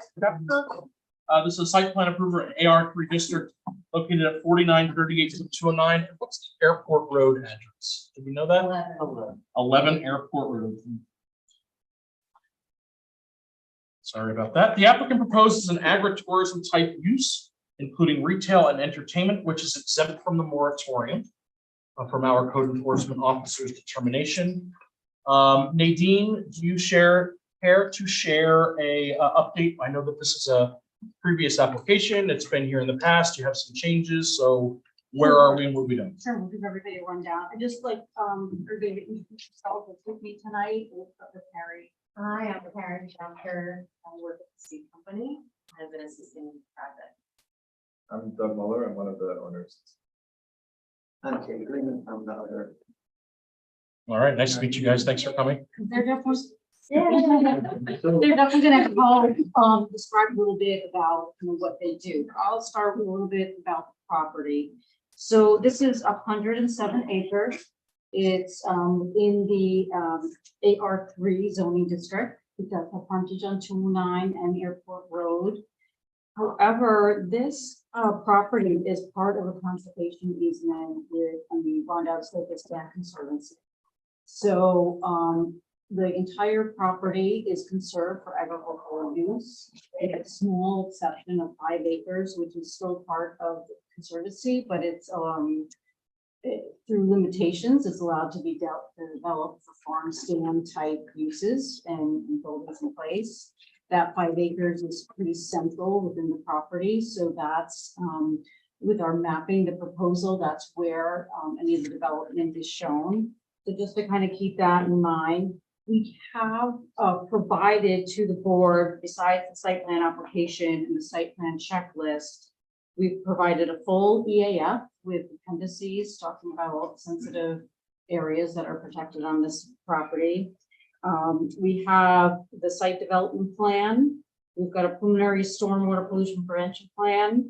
There's the deed to the property and the conservation easement that goes with it. So you know, we can definitely reference that throughout if anybody has any questions. But really, this development is based on, you know, the whole agricultural and conserving this land for agricultural use. And we do have a list of some waivers that we'd like to discuss with the board too, once we get to there. But I don't know, so this is the existing condition parcel. So you'll see kind of in the center of the property, there's an orange red, almost rectangle. That's the building envelope that was set aside by the conservancy. So they're allowing you to utilize that space only for development. Correct. And you're going to take advantage of pretty much, looks like you have maybe 85% of that going to be utilized between gardens and driveways and proposed actions. Right, and the gardens can be anywhere. Okay. They can be outside of that envelope, but just the layout and when you post the new buildings. Okay. So right now, they are on the land and farming the land and planting some crops. And a lot of the fields are hay fields right now. They've been for many years. And I'm sure everybody knows about the old hangar building on the property. So that building is going to be renovated for part of the agricultural production of the seeds for the property. So that's kind of phase one, is to get them in that building. And phase one includes adding a small portion of that building for the retail use. So that's what brings us to the board first off, because any the ag retail requires planning for site plan approval. So then, this is the full build out proposal that shows phase two, which is a whole headquarters building to get the whole organization onto this property and to increase the area for the production area and for sales. And they also have art that's related to their packaging, which they can talk to, which they'll be providing a gallery on the site for. So the first phase includes in expanding the parking a little bit, for the first phase retail use. And then the second phase will include a new driveway and new headquarters building with parking behind the headquarters building. And eventually, which we have in phase two, but we'll mention a little later, is one single family house for farm worker housing for the farm manager. So they'll be utilizing the existing driveway off of Airport Road. That's part of the conservation easement as well, that they can only access off of Airport Road, no access off of 209. So So- they'll utilize and improve that. Yeah, so that address on the application is reflecting Route 209. Is that just the address that the parcel keeper has? That is the Tax address? address, yes. So for our purposes, this board members, if you remember, this was the old Eastern Oil location, which was accessed off of Airport Road. So you guys are going to continue to use the same proposed action that's there. So we're going to want to make sure that We did update the address. Might see it. to reflect the 11 airport. Okay, so we're going to want to make sure on the application, just that we update that because that needs So once that goes through, we can definitely do that. 11 airport. Okay, Yeah. that's good. Yeah, so this reflects, like I said, providing new access off that existing access to behind the new headquarters building for employee parking and truck deliveries and that nature, and then extending that to a new residence on site. So anything outside of that envelope can be anything to do with the agricultural use, such as greenhouses and things like that, which don't require site plan approval. But we did show where some of the proposed greenhouses are going to be, just to show the link of the footpath between the existing kind of gravel area and then parking at phase one to the greenhouses that are going on site. So a couple of questions that I have. Yeah.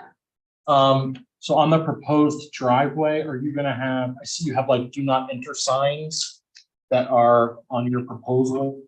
Are those your typical normal size on page, I think it's 4, your typical normal size do not enter signs that you used in the past, similar? Yes. Okay.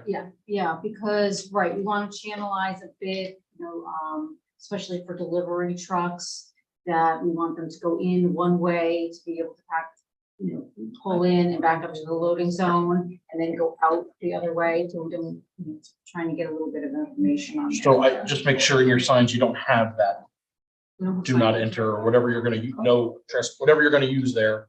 Sign details. Yeah. Our typical details. You have sign detail, just not do not enter or whatever you're gonna have. You have some for stop. Sure.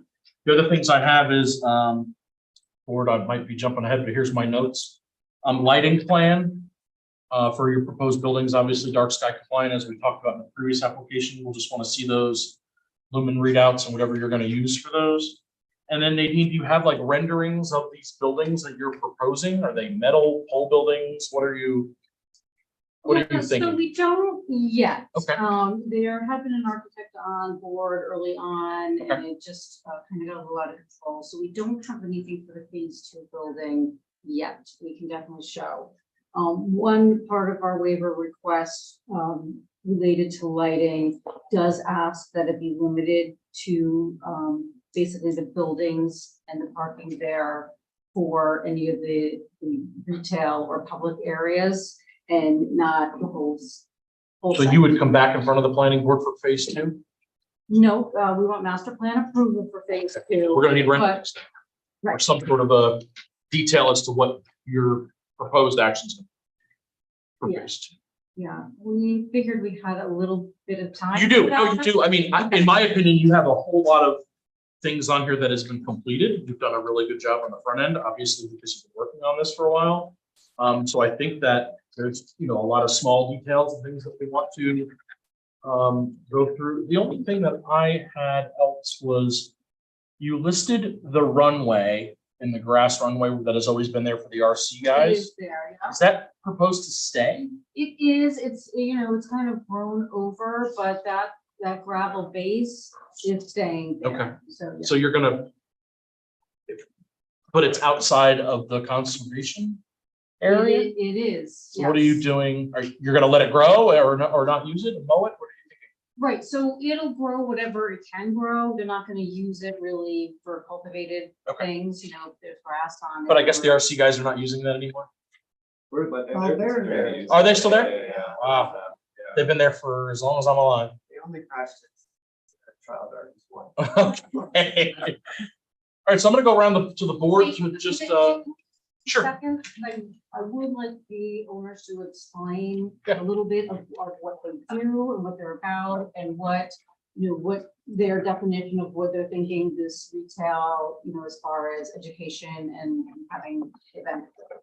To let them explain that to the board and that would make help a little. Sure. Right, hi. On the spot. Yeah, for folks who don't know what we do, we grow seeds. So we are a farm, but instead of growing vegetables and flowers to sell, not part of the harvest, we harvest the seeds. And so it's a whole different type of operation in terms of timing and equipment. It's kind of a specialty agricultural operation. And then we clean the seeds and we package them. And so our main customers are home gardeners. So part of the idea here is really a creative place where we can invite home gardeners and market gardeners and small farmers, small farm folks as well, to really learn about starting from seed, skills that they might want to gain as a species, and then also to teach seed saving, because we really believe that folks should have the skills to have that kind of independence, not be entirely dependent on sort of the in their own way. And so that's what the demonstration gardens are about. But then also the idea that folks can visit a seed farm, which is just something really unusual. Most people don't really know what a seed farm looks like. And yeah, just have more connection with the community and be a more sort of welcoming, open place. And you're proposing to leave your current site long-term and go to this site full-time, correct?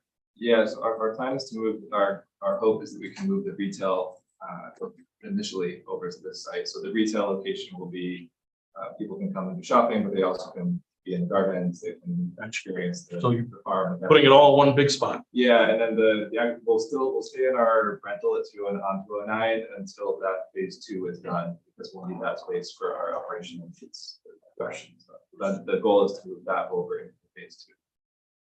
Peace. Carrie? Anything else? You know, I think they covered it, but I really, the idea here is to really have a home farm and really put our roots down deep here in Accord. And, you know, these two started this on Metacons Road where we all live. What was that, 2008? 15 years ago. Yeah, and now we have 22 people and whole operation. So we're excited to kind of finally find the right place to really settle in. It wasn't easy to find this, and we feel very lucky to have this land and this chance to do this. Yeah, and a lot of their business is online for seeds and at different nurseries in many different states. I had mentioned that I saw them out on Cape Cod. I was in a nursery and there was a whole counter there with the Hudson Valley seeds on it. So they're very Expanded. well known, yes, and expanding, but want to get, like I said, the roads all in one location and leasing buildings and farms and everything from all over. Our farm crew really wants this. They're very. So board members, I'll start with Patrick, sort of go down the line of questions, comments, concerns, items that maybe we can provide to Nadine and her team as to the next steps. I'm very excited about this. I'm rather familiar with the property. Right down the road from you, Right right? down the road. No, I think this is a great use of property. That we for a very long time. Yes. I was really glad to hear when cultivation was kind of over you guys. Rick? So the thing that helped me out with phase 1, phase 2, you are asking, obviously phase 1, you know, a lot of information on that, but you have a site plan here that you'll eventually develop for both phases. You're looking for approval for both phases. Right, so it's a master plan approval for both phases. The preliminary SWIP that we submitted includes the full build out for both phases. The phase 2 will have conditions on any other approvals that are necessary. Luckily, it's only going to be the health department, because we've only applied to the health department for the phase 1 site improvements to the water and sanitary. So that would be, phase 2 would be conditions on other things, but we're looking for the master plan approval from the planning board at this point. So, let me make sure I understand what you mean by master plan, versus what I might be thinking. of master plan. Phase 2, you're gonna have a new building that doesn't exist right now. Right. So as part of looking for a master plan approval, are you gonna provide us with, I think, more? Renderings. Yes. With renderings of buildings, colors, the lighting, the whole 9 units? And if so, why are you calling it master plan approval? You're asking for site plan approval and you're breaking it down into 2 phases for your construction purposes.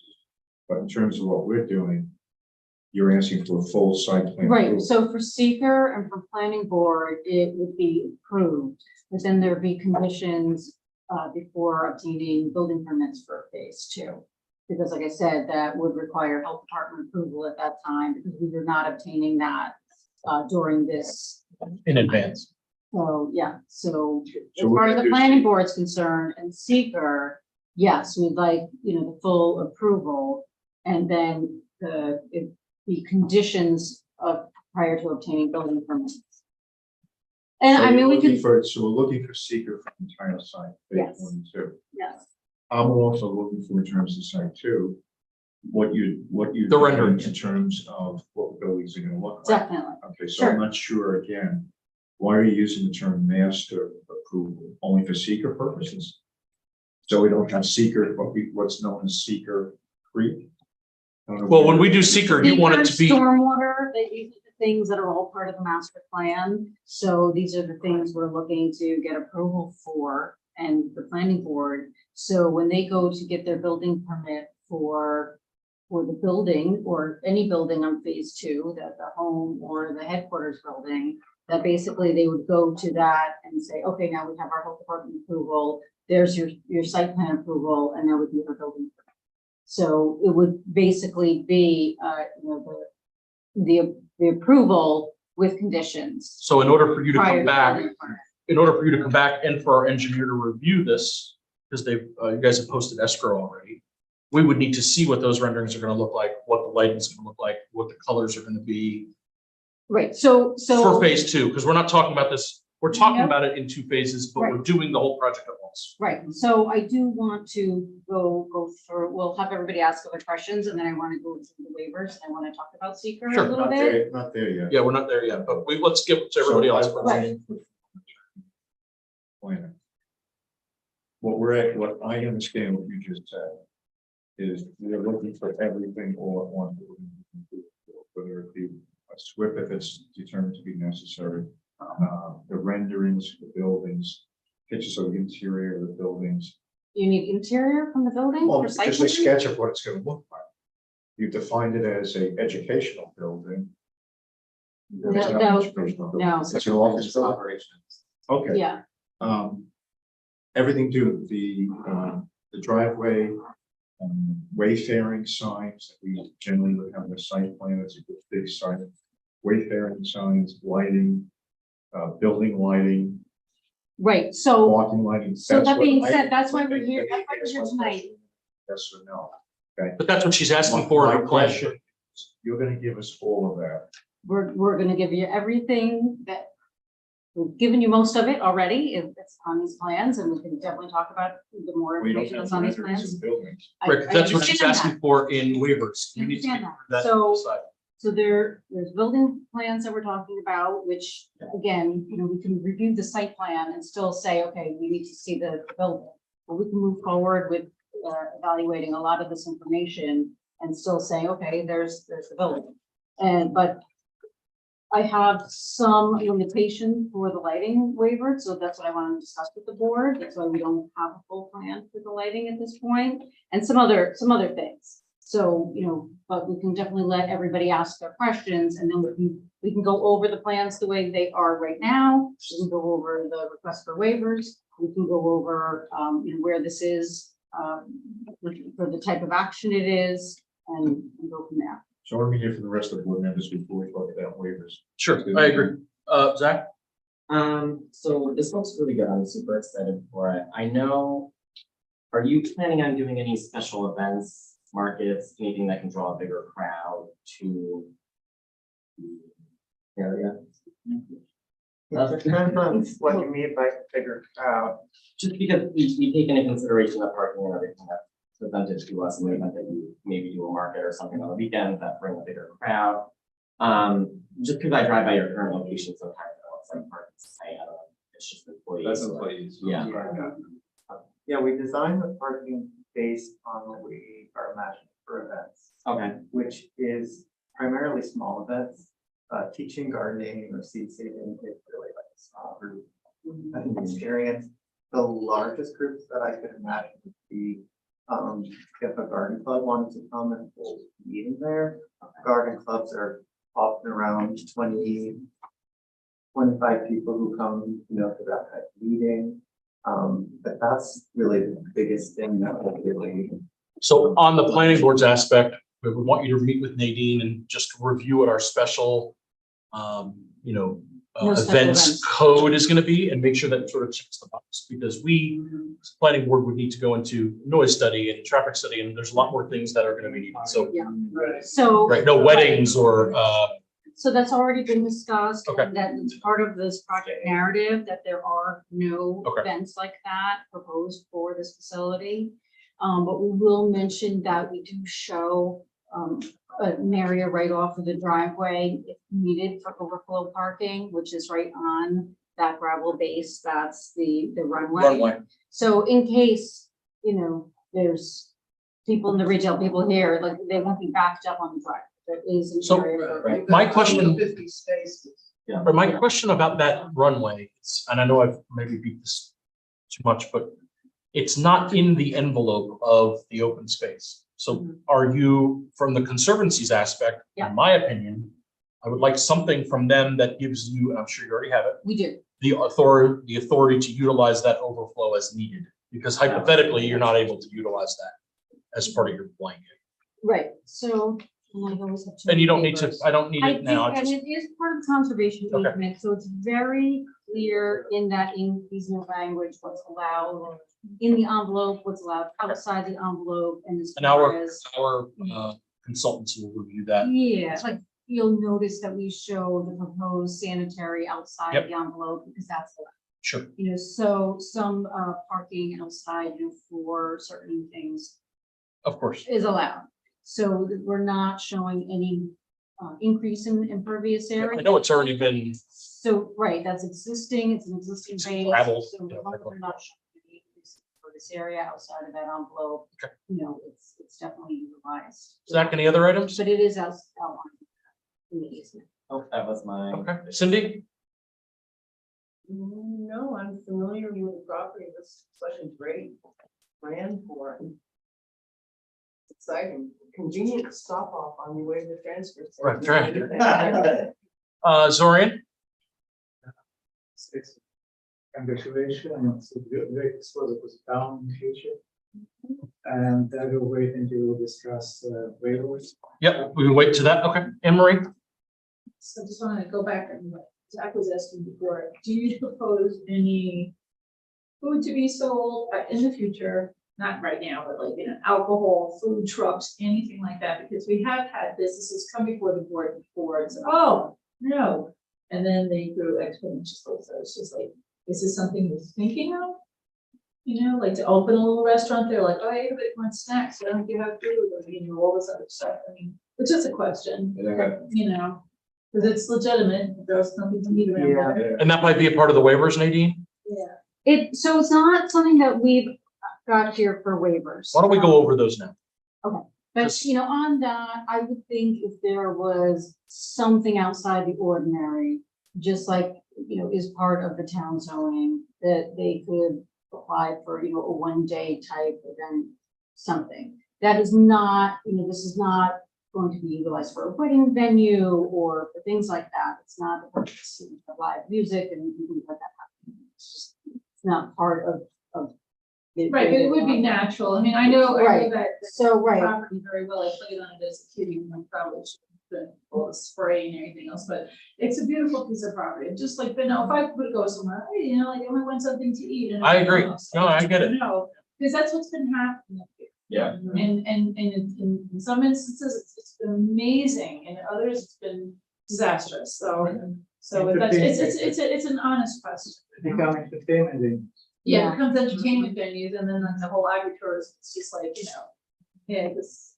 I will say that, and I don't know if you would consider it, but part of the agro retail, as far as food, produce, local grown products and things like that, that's all incorporated in that. So if they Of course. partner with other. And the retail store makes sense, yes. Right, absolutely. right. I'm just talking about prepared food, there's a gray water area, this and that and stuff like that. Yeah. And entertainment, though, are you looking at having a concert, or what do you mean by entertainment? Because this is entertainment. Yeah, I not. Yeah, is that the zoning? It is.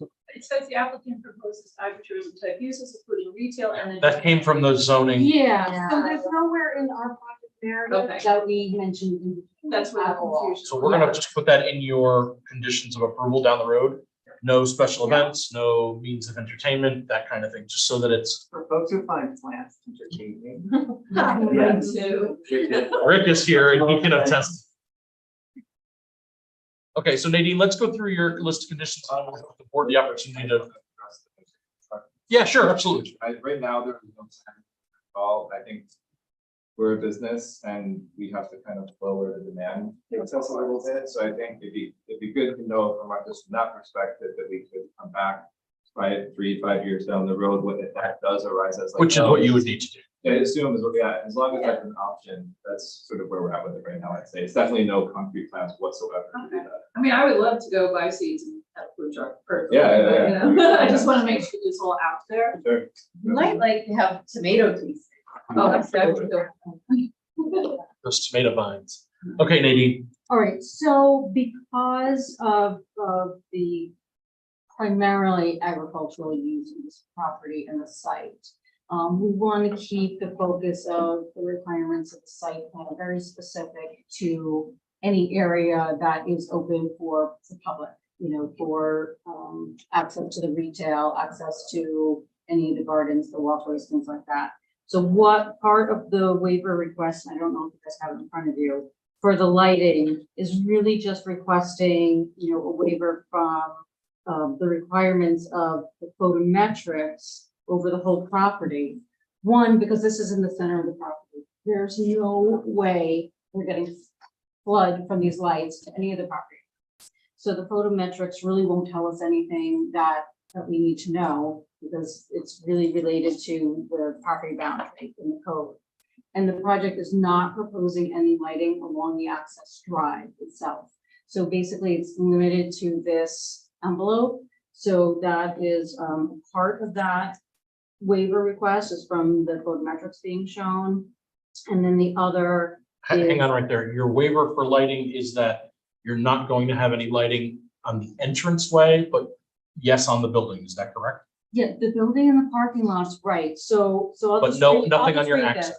I'll just read this. Okay. So lighting contour shall be required in site plans for purposes of determining compliance with this section. Average foot candles on the property line shall be less than 1.0 except at site entrances.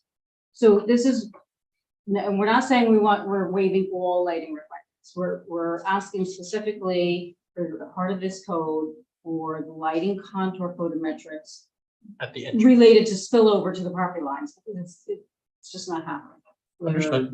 We're about 500 foot from any property lines. Then, secondly, on the lighting is the code reads, all site activity areas, including parking lots and walkways, shall meet a minimum, i.e. SNA standards and exceed those standards by no more than 5%. So the request of this waiver relates to all activity areas that we're asking that the board limit to these public access areas that we just talked about, specific to the phase 1, phase 2 development for public access areas. So that you're. And basically, because agricultural uses and activities are exempt, but we're just bringing this to the forefront so that, when we get our lighting specs and we show them, we'll show them on the building location, we're going to show that the parking lots are lit to the requirements necessary.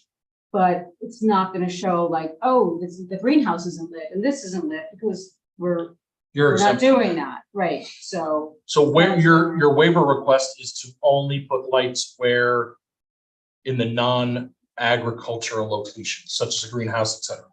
to only provide that information to the board for those areas. Understood. Doesn't mean that they can't put lights somewhere else. Non-agricultural We're- locations. Right, we're going to provide the information to these limited locations. Okay.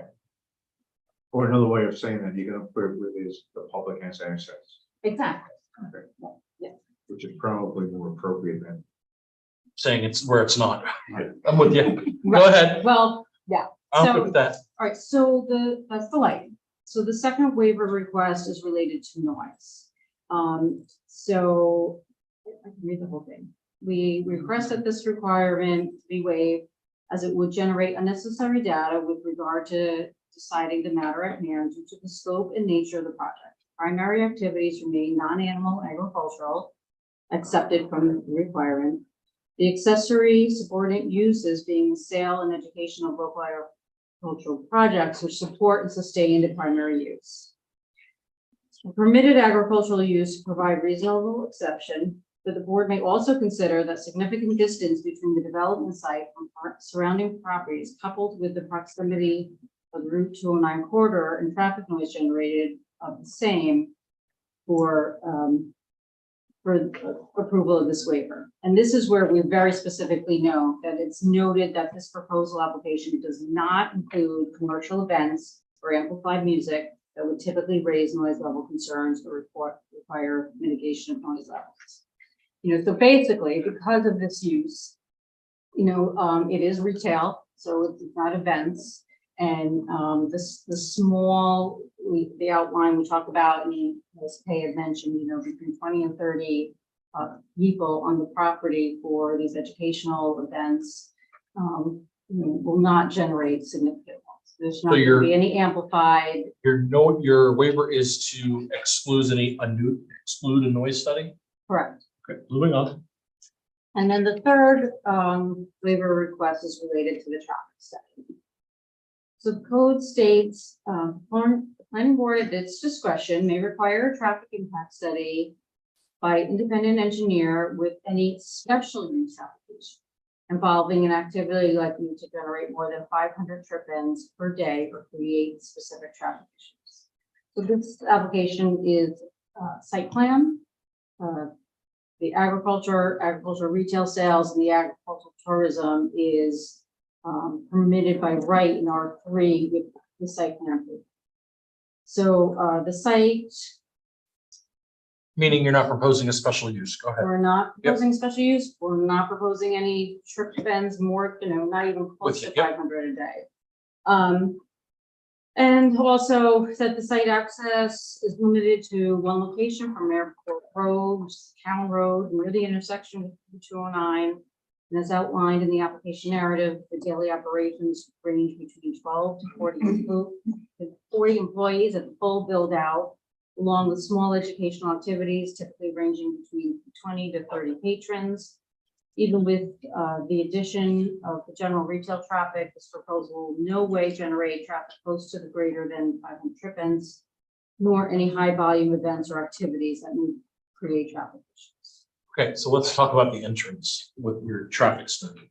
So that gravel driveway that is pre-existing on 11 Airport Road.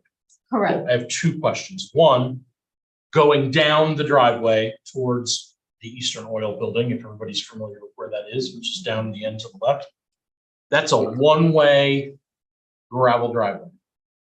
In your proposal, you're not showing a proposal to make that wider. We are.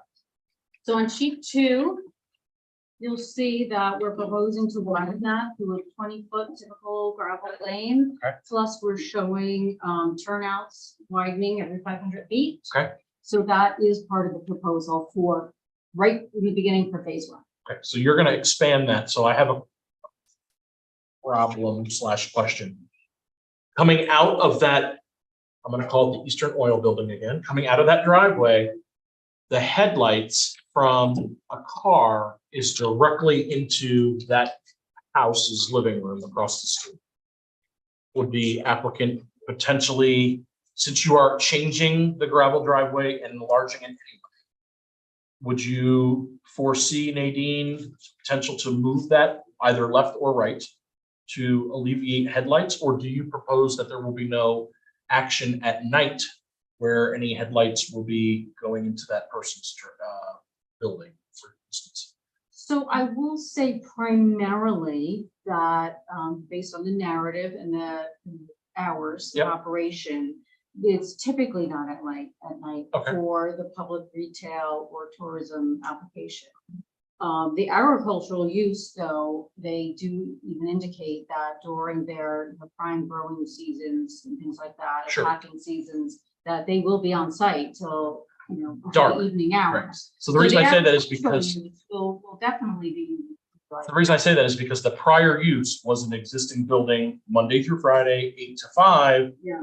And there's some potential concern, my aspect, where that dark traffic could potentially be a nuisance for that neighbor. Now, I'm Yeah, not saying so that, we did say that the operations,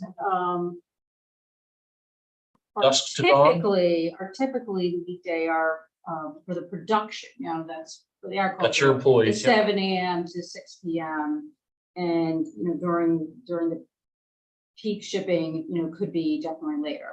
And the retail shop, during weekdays is 9 AM to 5 PM and weekends 10 AM to 5 PM.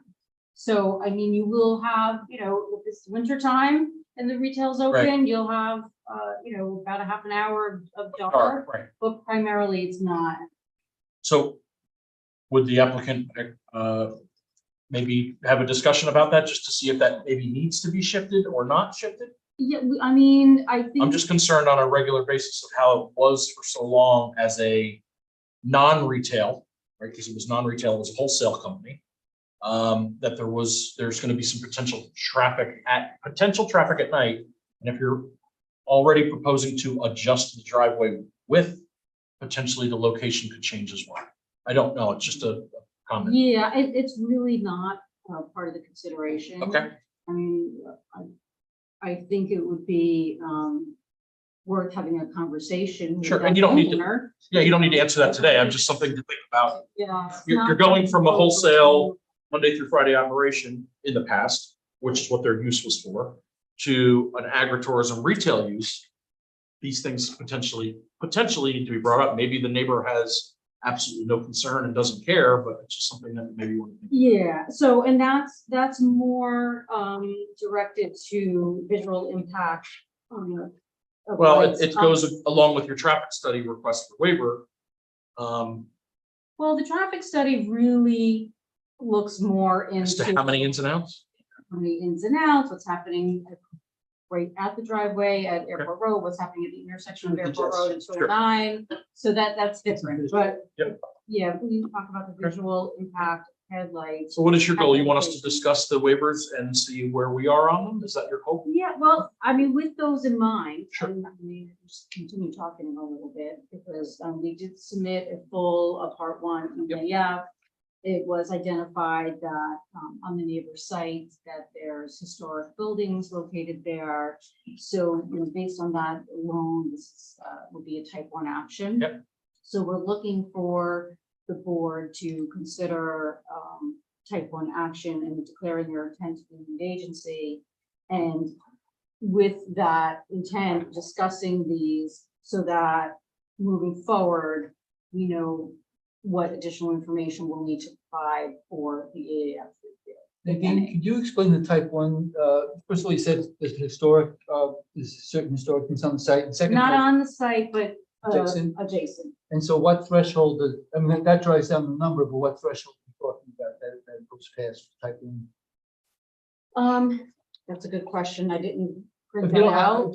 we can figure it out, but Yeah. no, that's how it works, is that the historic thing usually means that it cuts the threshold necessary for type one action. So I was just wondering what thing it's going to, what thing it's gonna take. Yeah, I just thought it was just because it was right next door. I don't- it would've been- It's, oh, okay. No, I'd say be unlisted. things like historic and even agriculture for that matter, but they usually serve to lower the type one threshold, so you have to be doing something, Yeah, and I mean, like, we keep saying that this building envelope is even. Yeah, within but you're still not feet even away from close to property. any threshold. that's what I was wondering. Yeah, I mean, you're So you not think you gen- gave its own you're listed not action? I generating think so, carbon. but I'm actually still using type one on this, but I don't know the project. You're physically altering 10 acres? no, No, 5 acres though, right? not it'd be even, cut. no, you know what, we have a limited disturbance here. I can tell you what the disturbance area is. Less than 5 acres. Yeah, just over 2, just over 2 acres. Any unlisted action that includes a non-agricultural use, but that's not what they're No, that's what they're proposing. doing, but the historic thing's important. Right, So any it's only 2 unlisted acres. action that exceeds 25% of any of the thresholds occurring wholly or partially within Partly. or substantially contiguous to any historic building, structure, facility, site, district, or So 10 prehistoric acres would come down to 2.5. listed on the national register. So that would make it tight. Is it any Yeah, of those? that brings it down to 2.5. So we're at 2.1. Seriously. Yeah. And you're not, you're not gonna have more than 125 vehicles? Oh, A day? What does that it peak, say? is that peak hour? Parking for, No, we don't. That'd be Nope, one heck we're of not a- proposing that. you're not gonna use more than half a million gallons? Yeah, yeah, we're, No, Gonna use more than 500,000 gallons of water? no, no. no. We can cut it down by 75%. So, Chair, Yeah, to 25, it's 2 million. Oh, okay. Yes, I'm glad to see that they've come with a really great proposal. agreed. I'm wondering if for the next meeting, it's possible to have a response from our planner and even attorney about what seeker determination should be. Yeah, we don't need it tonight. And also comments on the proposal, specifically on the request for waivers. I have my own opinion, but I'd like to hear. Here's my thought about the waivers. My concern is whether or not the board, to me, it comes down to almost a declaration of significance. Does the board think that it's going to require this information as part of the seeker review? In other words, as you do it, but we are actually, the best thing is to go through the part 2, but what the chair did before, and that's really the sort of the heart of the information that's required for seeker. And if we go past them, there's, the lighting impacts, the traffic impacts, the noise impacts, in our judgment, become irrelevant almost, then, they're not gonna, then you can grant a waiver. But if we think that we need some of that extra information on a part 3, for example, then. So where I was going with my comments was ask our planner to give us input on what's in front of us, like the waivers. Draft part 2. Uh, A draft of part 2. Yeah. To do that, and it seems fairly simple enough. And to have it for next week, so we can keep this. Next moving. I don't. see Next any- week sounds great, Rick. Next month. It's 40 left, the next meeting. I don't know that there's anything for an engineer to look at. I actually have one follow-up question. I agree. For the agricultural thing, the process of growing seeds, and then I assume you, at some point, you get them out of the vegetable, the fruit, and you make them bags of seeds. That entire process, does that require inputs from off-site, whether it's fertilizer at the beginning end or some sort of bagging equipment or the truck? I'm especially asking, are we looking at trucks coming in as part of the agricultural operation that are not being factored either as part of noise or traffic? We do outline that. So let me see where we talk about the traffic. Talk about the trucks. We do. Or actually, the truck's just to cart the seeds off. If you're showing to somebody in New York City. Or doing it at your current 209 location to bring it there. Yeah, so we talked about that specifically in the narrative, and we talked about it on the EAF too. As far as deliveries and pickups from carriers such as UPS, FedEx, and USPS, they will occur daily, along with larger freight truck type carriers, generally 2 to 3 times per week. 2 to 3 times. per That's week. a full build out. That's. you That's at know, phase That's what we're looking, that's that's what we're looking at. Right, so, right, so that's. So that'll be for shipping in and out? Like right now you have UPS or USPS come in at the end of the day, they get all your deliveries, get them out of there, and then the next day, you do it all over again, right? So, this would be, Freight trucks as in 18 wheelers.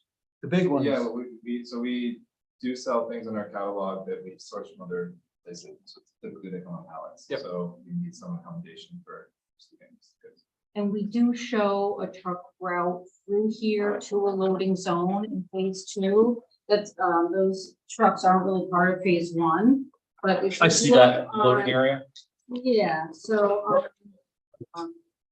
phase 2, the rear of the building, parking lot, there's even a truck turning Yep. route and a loading area That's it. label. Yeah, And that'll just come as a loading So- dock into the back of the 5,000 square foot building, which you probably are in dire need of having now. I'm sure. I can imagine. I think at some point we need to have that quantified in terms of, and are there any trucks coming in as like inputs, like fertilizer or anything like that coming in? For For growing. Well, I mean. so, and anything to do with like with the growing and the agricultural use is basically exempt. Even though we talk about how many trucks are coming to the site, for their entire operation. But as far as, whether they're bringing fertilizer or picking up Exempt seed seeker? packets, Okay, But the in and out of the trucks is part of the traffic it consideration. is, right, so, What do you so the refer to as UPS, this? FedEx, What do you refer to As agricultural. You said something just now, they were exempt because it's agricultural. yeah, well, whether It's they're still- bringing fertilizers to property or whether they're, right, so that's what we're saying. But it's traffic. That's part of the traffic. consideration. Yeah, right, so that's why we say that the carriers, UPS, FedEx, and UPS, they come daily. Right. They're. They come daily now. They're at the site daily, yeah, And the 18 wheelers are. once a that, week? it says 2 or 3 times per week. Right, So again, just going back, I think it'd be appropriate that some of our experts. Yeah, take a look at the into that. input that we need as to what is significant and what they're asking Well, in terms of waivers and what's not. significant. right, and to take into consideration how close proximity this driveway is right off 209. So it's, That's true. that's what we talk about, like there's not a significant impact on town roads or, other town traffic or limited access roads, because this is only in feet of 209. Well, I Was stepped there away any- from the, you were answering. is there any potential for impact to turning, Should have been most 209 on to? Because of the. Well, no, it can't come off 209. I was asking about it's gonna be No, adjusted there's enough because of it was going into for the them to neighbor's. get up there, living now, light. stopping and being right there blocking the intersection. Okay. Yeah. These are, So what can you guys get together sometime in the next couple of weeks and one, review the waivers and the viability of if that's an option for us. Number 2, what type of action you feel that this is going to be deemed based on your review of agricultural use. we'll type it, but again, I want to emphasize that, I mean, I'm new to the town. Like I just asked Nadine a question as to whether even 18 wheelers, for example, and Nadine raised the point that the access road is very close to 209. Well, what about the intersection of 209 and Airport Road and the 18 wheelers? I can't even begin to answer that because I can't even picture the intersection. See a half mile on either This side. board is going to have to hear all this information. Yeah. Basically, So that is Except for included, one. it's included in our waiver request, the distance is 250 feet west of 209. It's included. The board is going to have to, once you understand how many trucks there are and everything else, and picture that intersection and use your knowledge of the town and everything, we can certainly work with you on the legal, and David's going to do some planning, but ultimately, you've got to go through your mind. Do I want to know more about this? Am I concerned about this? Do I need to seek a review on this? Because once you waive this, you're waiving it for the code, but you're really also waiving it for seeker. That's tantamount to checking that box on a part 2 that says lower, no or zero or low impact, meaning you're not going to get any more information on it, and you're cruising, at least on that particular issue, toward a net deck. that's a decision for you guys. I can't even picture the intersection, so we'll chat about the requirements and all, but this is your judgment as to whether or not this information, basically whether these facts become trivial in terms of your ultimate determination, or whether they might be important. So back to my original request, can you guys review that together, you and Dave, and prepare something for us to review based on, in the event this is what we feel is the right action for it, in the event of traffic being of concern, potentially that waiver needs to not be provided. By the way, we need to keep in mind with that turn, the big truck going to the recycle. Into the what? Into The recycle, that's the- Transfer station, Yeah. correct. And also. They do it currently. Yeah, of Right, course. but also I was gonna say, like, and I don't know if you guys, but on Tuesdays, Thursdays, Fridays, and Saturdays, that is the road that people, a lot of people don't have trash pickup at their homes, and that's a really, very, very busy on those days too, so. I mean, all day long, so, and I think you know that. Right, I mean, currently, the transfer What's station, the relationship to the transfer station? the transfer station is across the street and down the road a quarter of a mile. What's 209? No, across airport. Take it down farther away from 209? Correct. So they're driving So trucks. everybody's driving. That is correct. Well, again, you, it's your, We understand, yeah. But well, the Ulster County Resource Recovery is bringing trucks and containers empty, full, in and out all day. Correct. Well, Erin, our liaison, can attest, she's the liaison for the transfer station as well, that they're coming in and out of that, utility on a regular basis. This adds to it. This was gonna add to that and potentially, What's the possibility, if you thought about the possibility of coming out somewhere on 209? The easement doesn't allow us. We did What's the think about that. possibility? That curve there? No, That's why we started with the conservation easement and the restrictions of the conservation. that easement. corner, Rick, is, It's dangerous, it would be too dangerous. for yeah, everybody to that's a come pretty in. brutal route. Right, And then the road is better access. you've got the Peters Hill that they have to cross to get Correct. there. Absolutely. There's. Wait, is that the right name? Noma Bacchus. Noma Bacchus. It is. Okay, so Nadine, we have some reviewing to do on our side with your waiver request. Can you provide that to me in writing if you have not already? I cannot. Do you have with that, the waiver request? These are here, yeah. Okay, it's in the narrative. Yes, so the narrative is included with the cover letter that was submitted with the zoning application. If anybody wants to read the narrative, and then a separate document of the waivers was submitted just specifically to the.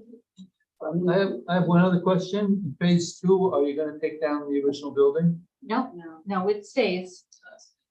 And what's the use gonna be?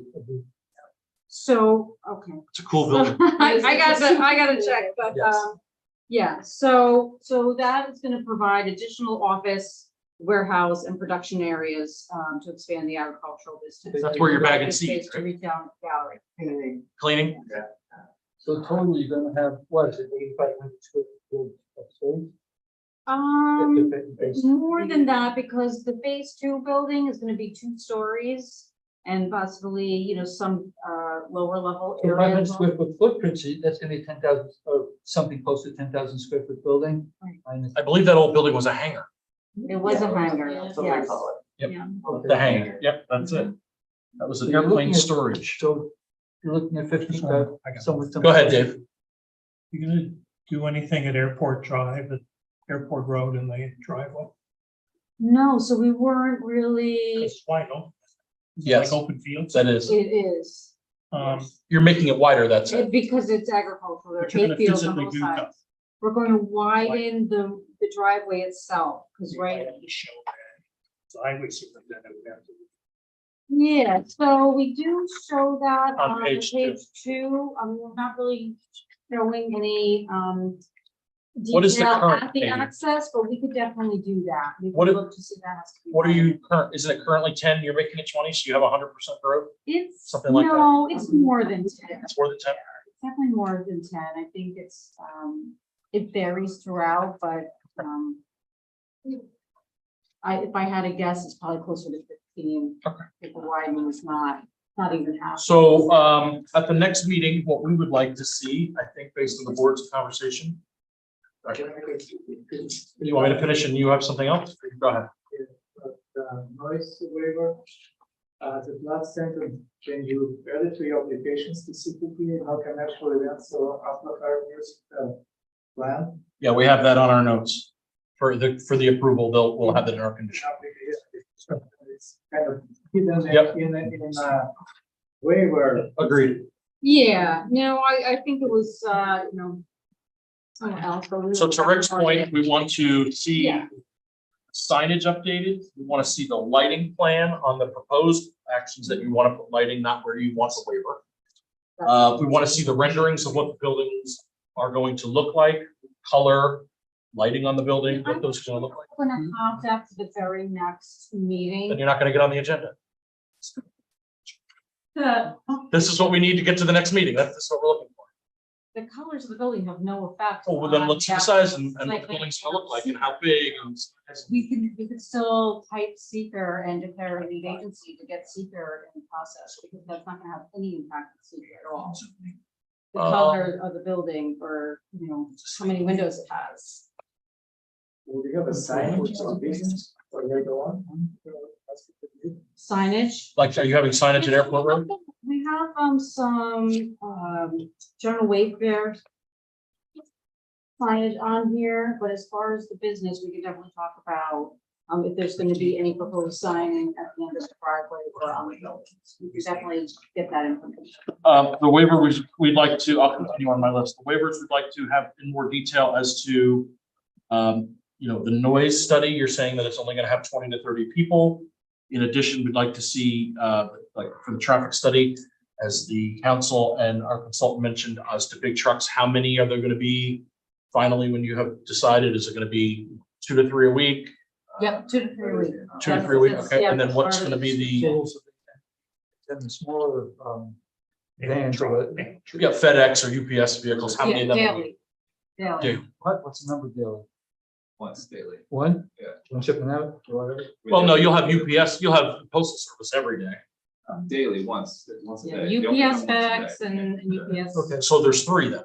There's Uh, 3 different actually, carriers we that don't- could possibly. we don't use FedEx, So UPS and the postal service. Yeah. So we'll need that outlined in your, so we can have that, make sure we have that listed.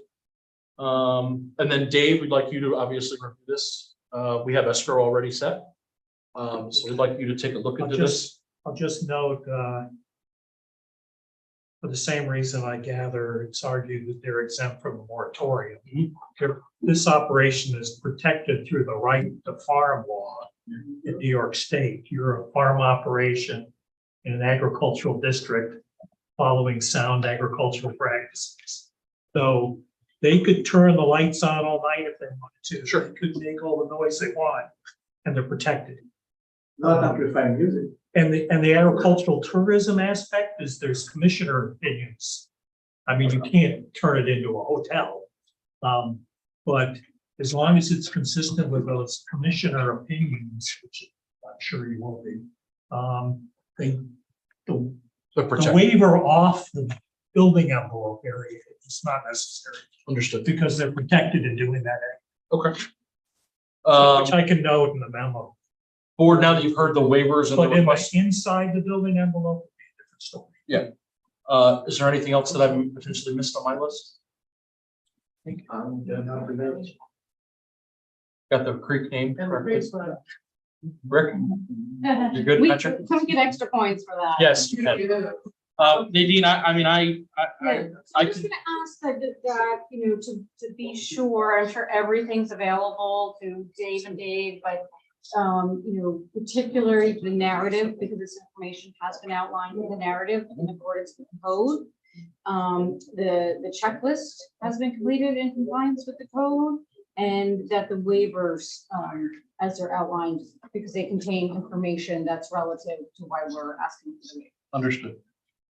I think that, this project is probably gonna move a lot faster than, based on conversation. Sounds like we're very pleased with your initial submittal, and it sounds like we're, moving a lot faster than maybe anticipated. So maybe the renderings would be a good idea to have prepared for the next. We will work on them, but again, I feel like that's more, a condition of the approval itself and not relative to seeker. So we will work on them, but there's no guarantee that we're gonna have them in 2 weeks. at the Okay. next meeting. Any other questions? I want the renderings. I mean, you're not gonna have a bright pink building with like yellow stripes. I Well, mean, obviously, so- it's gonna look good. So what I was think that's gonna what- add is that in the conservation easement, there are limitations. As to what you can and can't to do. What we can do, color, siding, all of that, so So that's we what can't it- do anything crazy because they really thought about the visual impact. So that 5 acre envelope was actually has the least visual impact. From I guess Airport for a Road. seeker aspect, Yeah. They thought about well, Visually, okay, we'll see you, Nadine, you'll get back to us, we'll get you a postmated letter and we'll go from there. Sounds good. Okay. All right, thanks so much. Congratulations.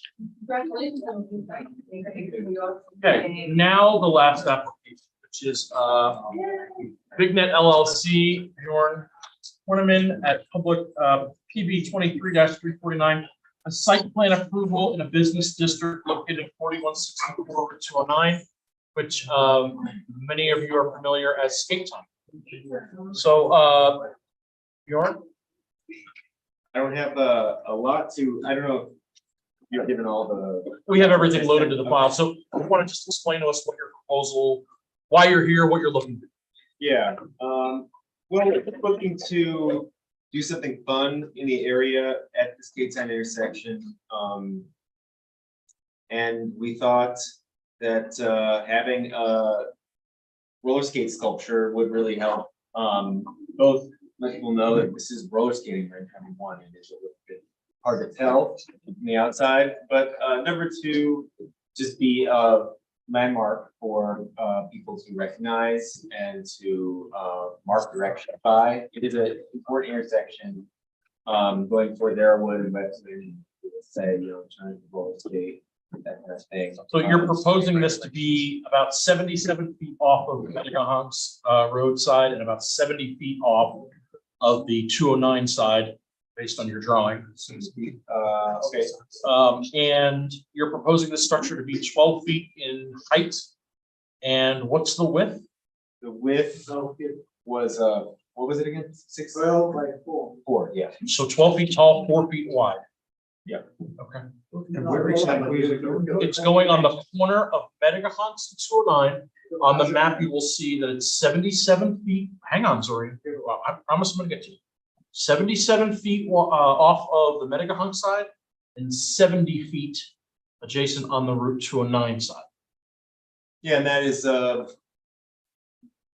an estimate. It could move around anywhere there. It is a big spot. Zorian? No, I just want to realize it's a footprint 12 by 4. I'm sorry, 12 by 4. Yeah, but the width, 12 width by is 4.5 And how tall? Long, and 12. And how foot long. so what's the square footage, I should say? That's the number we care about. Square footage of the pad or like? Footage? It'll be the cubic feet of the actual item. Let's put it that way. as you're looking, he's saying. As you're looking at it, vertical, so it's gonna So it'd be be like, 12 feet tall gonna be like 70 feet. and 70 12 square feet long this way. So 12, 144. that's 144 square but it's- 600 roughly. And then cut it in 600 half. square. cubic feet, 600 cubic feet. And then it's Yeah. not, The, it's not the entirety of that it's space. gonna be like 70 square feet is your machine, Well, no, it'll be 12 this way and 12 tall is 140. but it's only. But it's only half of that. It's gonna cover half of that space. Understood, Some understood. square. Gotcha. I'm talking the total Yeah. square footprint. So Okay. half of that, about 70, you're right. Some, yes. some. Okay, so board, if you look to please code 140-21 in our town code, this is applicable to our sign law. Okay, this is an advertisement structure that is has their name on it. It's the same looking item as a roller skate. So if you look at our sign law, I'm on item number C and number 7. This is one item that jumps out at me, which is sign sizes should achieve ready visibility without becoming an unnecessary distraction. That's concern number 1. As well as if you scroll down to the table under the business district and This is a freestanding sign. It shows that we have 100 square feet in aggregate, or 1 square foot per 2 feet of lot frontage, whichever is less. No individual sign to exceed 32 square feet in area or 15 feet in height, with the exception of temporary or no trespassing signs. So in my purview, 3 things are happening here. 1, we are in excess of the sign size for a freestanding sign in the amount of square foot. Number 2, the 100 square foot aggregate would mean all of your signage in the entire building, on the building and this, would need to be 100 square feet or less. I think we're going to be, it looks like you have 3 signs on the building: skate time, Saturday, Sunday, the dates of that all those signs and this would need to be under 100 square feet. And I think that, I don't know if this meets town code based on, the proposal. Potentially this needs to go to the zoning board of appeals for their review. I don't know. Gentlemen, everything you just heard, if for some reason it doesn't work for you and you still want to do it, you can go to the zoning board of appeals to get all of those numbers changed. We can't do that. So the chair's just reading you what the law that we would apply. But if you don't like it, you can go talk to the ZBA and. Well, we have the ability to refer him to the ZBA in the event that we can't come to a consensus and the ZBA is the next step. So yes, thank you. So board, that's my interpretation of the sign code. I realize that there are sculptures neighboring or nearby. Yeah. But my concern how that this is different is based on how I am told and interpreted that this is different from that, is that this is a piece of advertisement as their name and sign visible to the public, where the gnome is more of a sculpture of someplace to take a picture or something along those lines. Right, but since, obviously you have a popcorn company, wouldn't that fall underneath the purview of that, can it tie into that, or is it because it's a separate business? Do you understand what I'm saying? No, all we're looking at is the sign and its advertising. It's a roller skate that says skate time. So that is considered a sign Okay. and a means of advertisement. If you remove the sign. What if you remove? Yeah. Just like giant, why can't? That was just an option. So if you remove the sign, now you're in the aggregate of your square That's what I'm footage. saying. Exactly right, so. No, you're still over your aggregate of 100 square feet. So how I purview it is, I think that we need to go right to the ZBA, Okay. let them make a determination. If they say that they're okay with the size, then all we have to look at is the footprint, where it is, and everybody's happy. I agree. So wait a minute. The gnome was put up there however many years ago. Right. Maybe, I don't know, but maybe even before we had this sign code, whatever. Sure. This is a marketing tool. It's great. It's cutesy. I like it, but it doesn't meet code. Is that- Doesn't meet the code. Meddlesome little detail that it was, big. And just to reiterate, the code. Sure. The main code it violates is what? The sign code. So it violates 140-21, the sign code, which is number 3C. Yep. 0.7, which says sign sizes should achieve ready visibility that means you can easily see it without becoming an unnecessary distraction. Okay. So that's the first item for the zoning board of appeals to determine, is it an unnecessary distraction, number 1. And then number 2, in the table below of a freestanding sign in the business district, your entire footprint needs to be 100 square feet in aggregate or less. So that means all of your signage in the entire building, on the building, at the road, this proposed action needs to be less than 100 square feet. And the sign could be cannot exceed 32 square feet. So if we did the math on the boot, if we did as a 12 by 12, that's 144, as Cindy mentioned. Half of that, because the boot is triangular, Sorian comes up to about 72 square feet. So your proposed action for the ZBA is like 125% over the sign code. That's Because the building does have those 3 panels on it that are both 10 by 10. So isn't that 300 square feet of signage already. You're absolutely in violation now, hypothetically. But there was a pre-existing non-conforming. Well, it would need to go to the previous site plan where potentially that would be the Right, I building think they're department's supposed to temporary purview. size too, right now, because they were supposed to put something else up. That's correct. Back on the furnace. Right, so you could, so a couple things are going on. One, if we were to do a site plan approval, we would open this can of worms of, you have too much signage now, we need to minimize it, number one. But the zoning board of appeals can say, this item, we will waive this item's size. Now you need to go back to the planning board because you're allowed to have this. But now the planning board has the purview to say, you still need to be under 100 square feet. So now you're gonna have to get, if you have 72 for the boot, you can only have 28 more on the building. Okay. So the zoning board of appeals will not address that at all, the 100 square feet issue. That's The still- zoning board of appeals will, they're going to review three things. One, number 3C7, that's the, is the item a distraction? Number two is the item in excess of size, which is a minimum, which is maximum 32 square feet.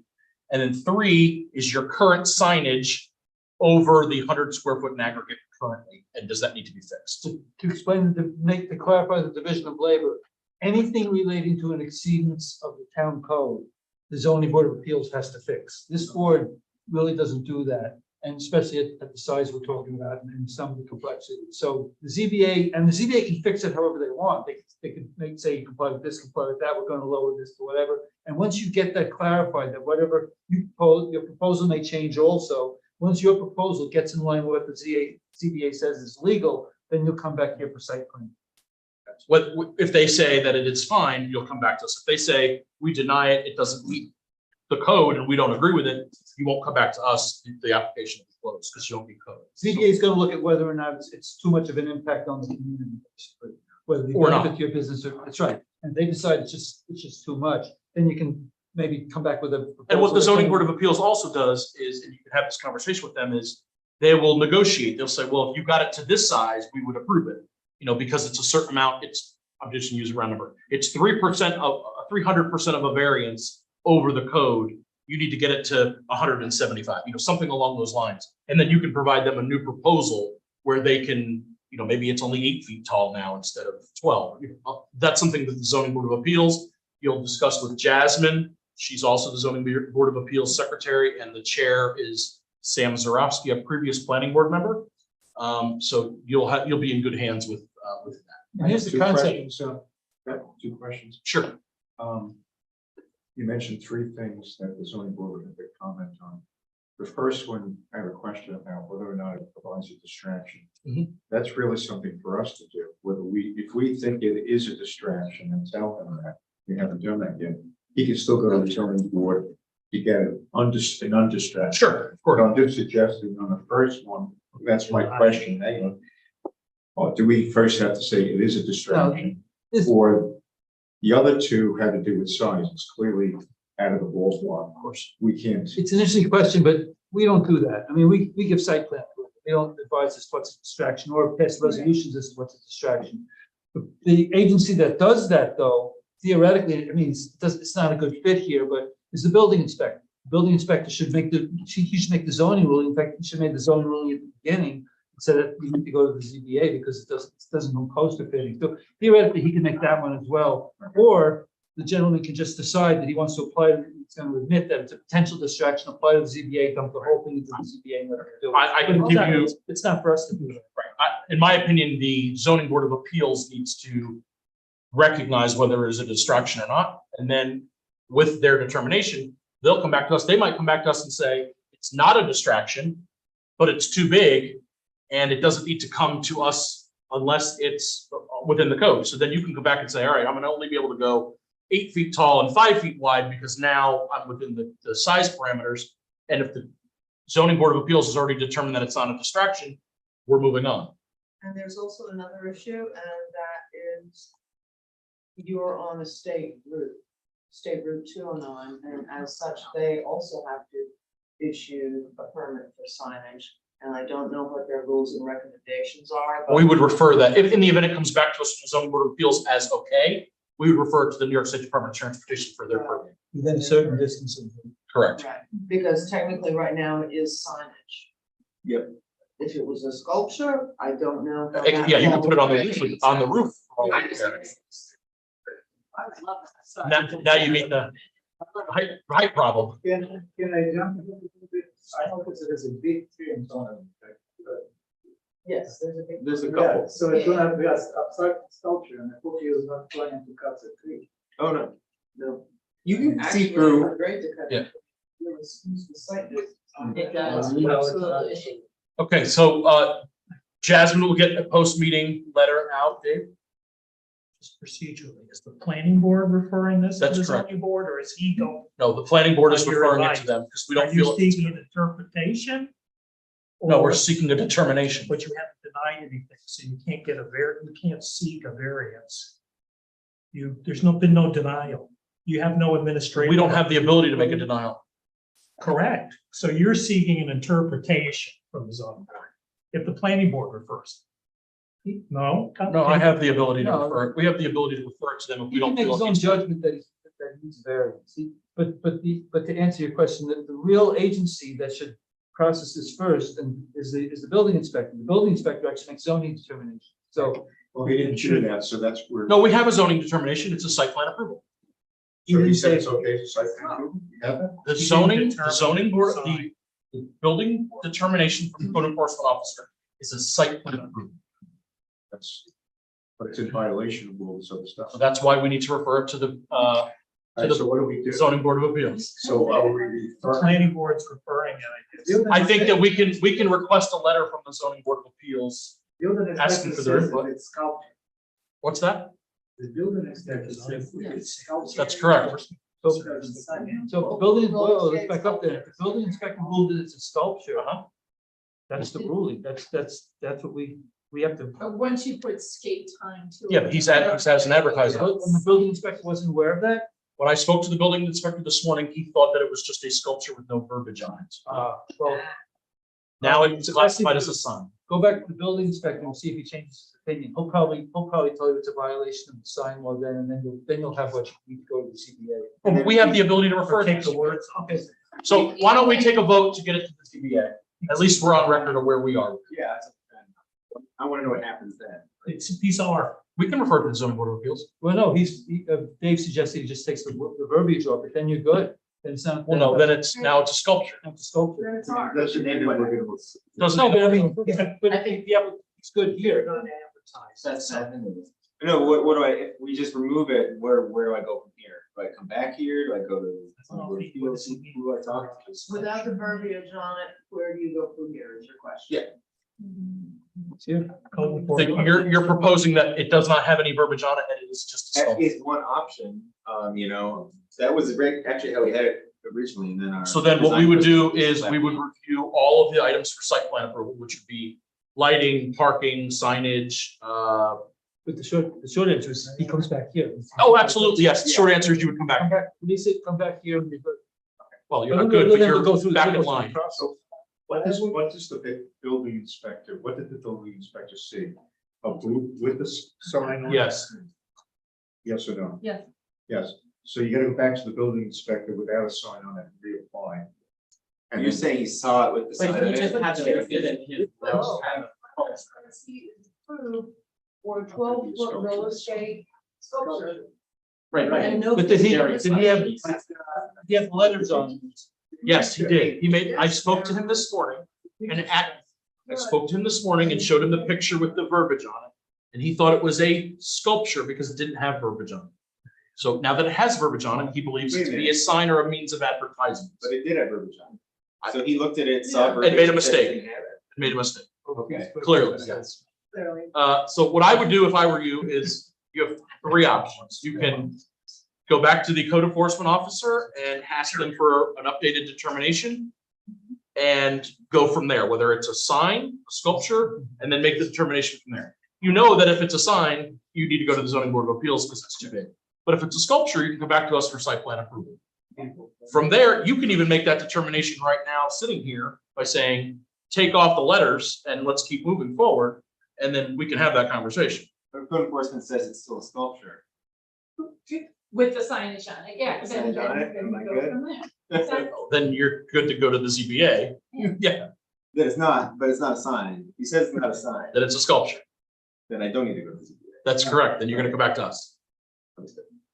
And then from there, we're gonna look at parking, lighting, signage, location of the item. We're gonna send it to New York State Department of Transportation. Yes, going forward, to put two poles, 12 feet high, 12 feet apart on that side, so they can go and see Who?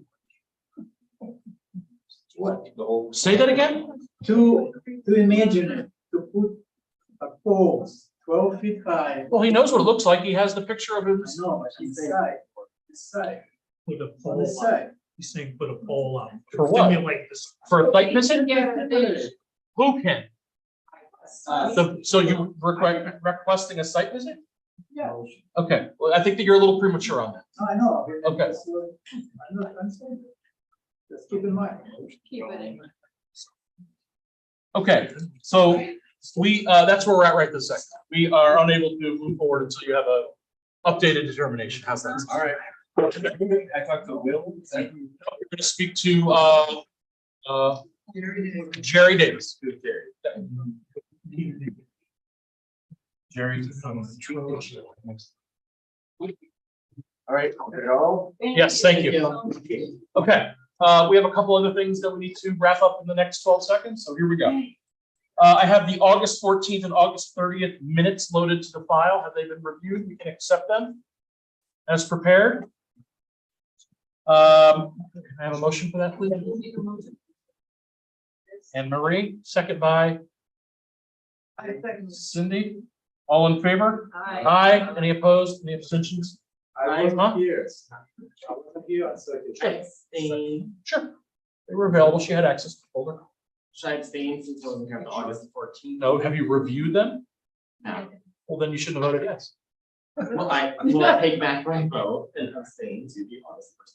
Okay, so Zach is And I abstained on Saturday. on what? On Saturday, yes, I was here. Why did you do this when I said abstentions? Because it ran into fast. No, because you're not keeping up. Yeah. It's just typical. I'm still looking at it. All right, next is the September workshop meeting. I have nothing proposed. Can I have a motion to cancel that?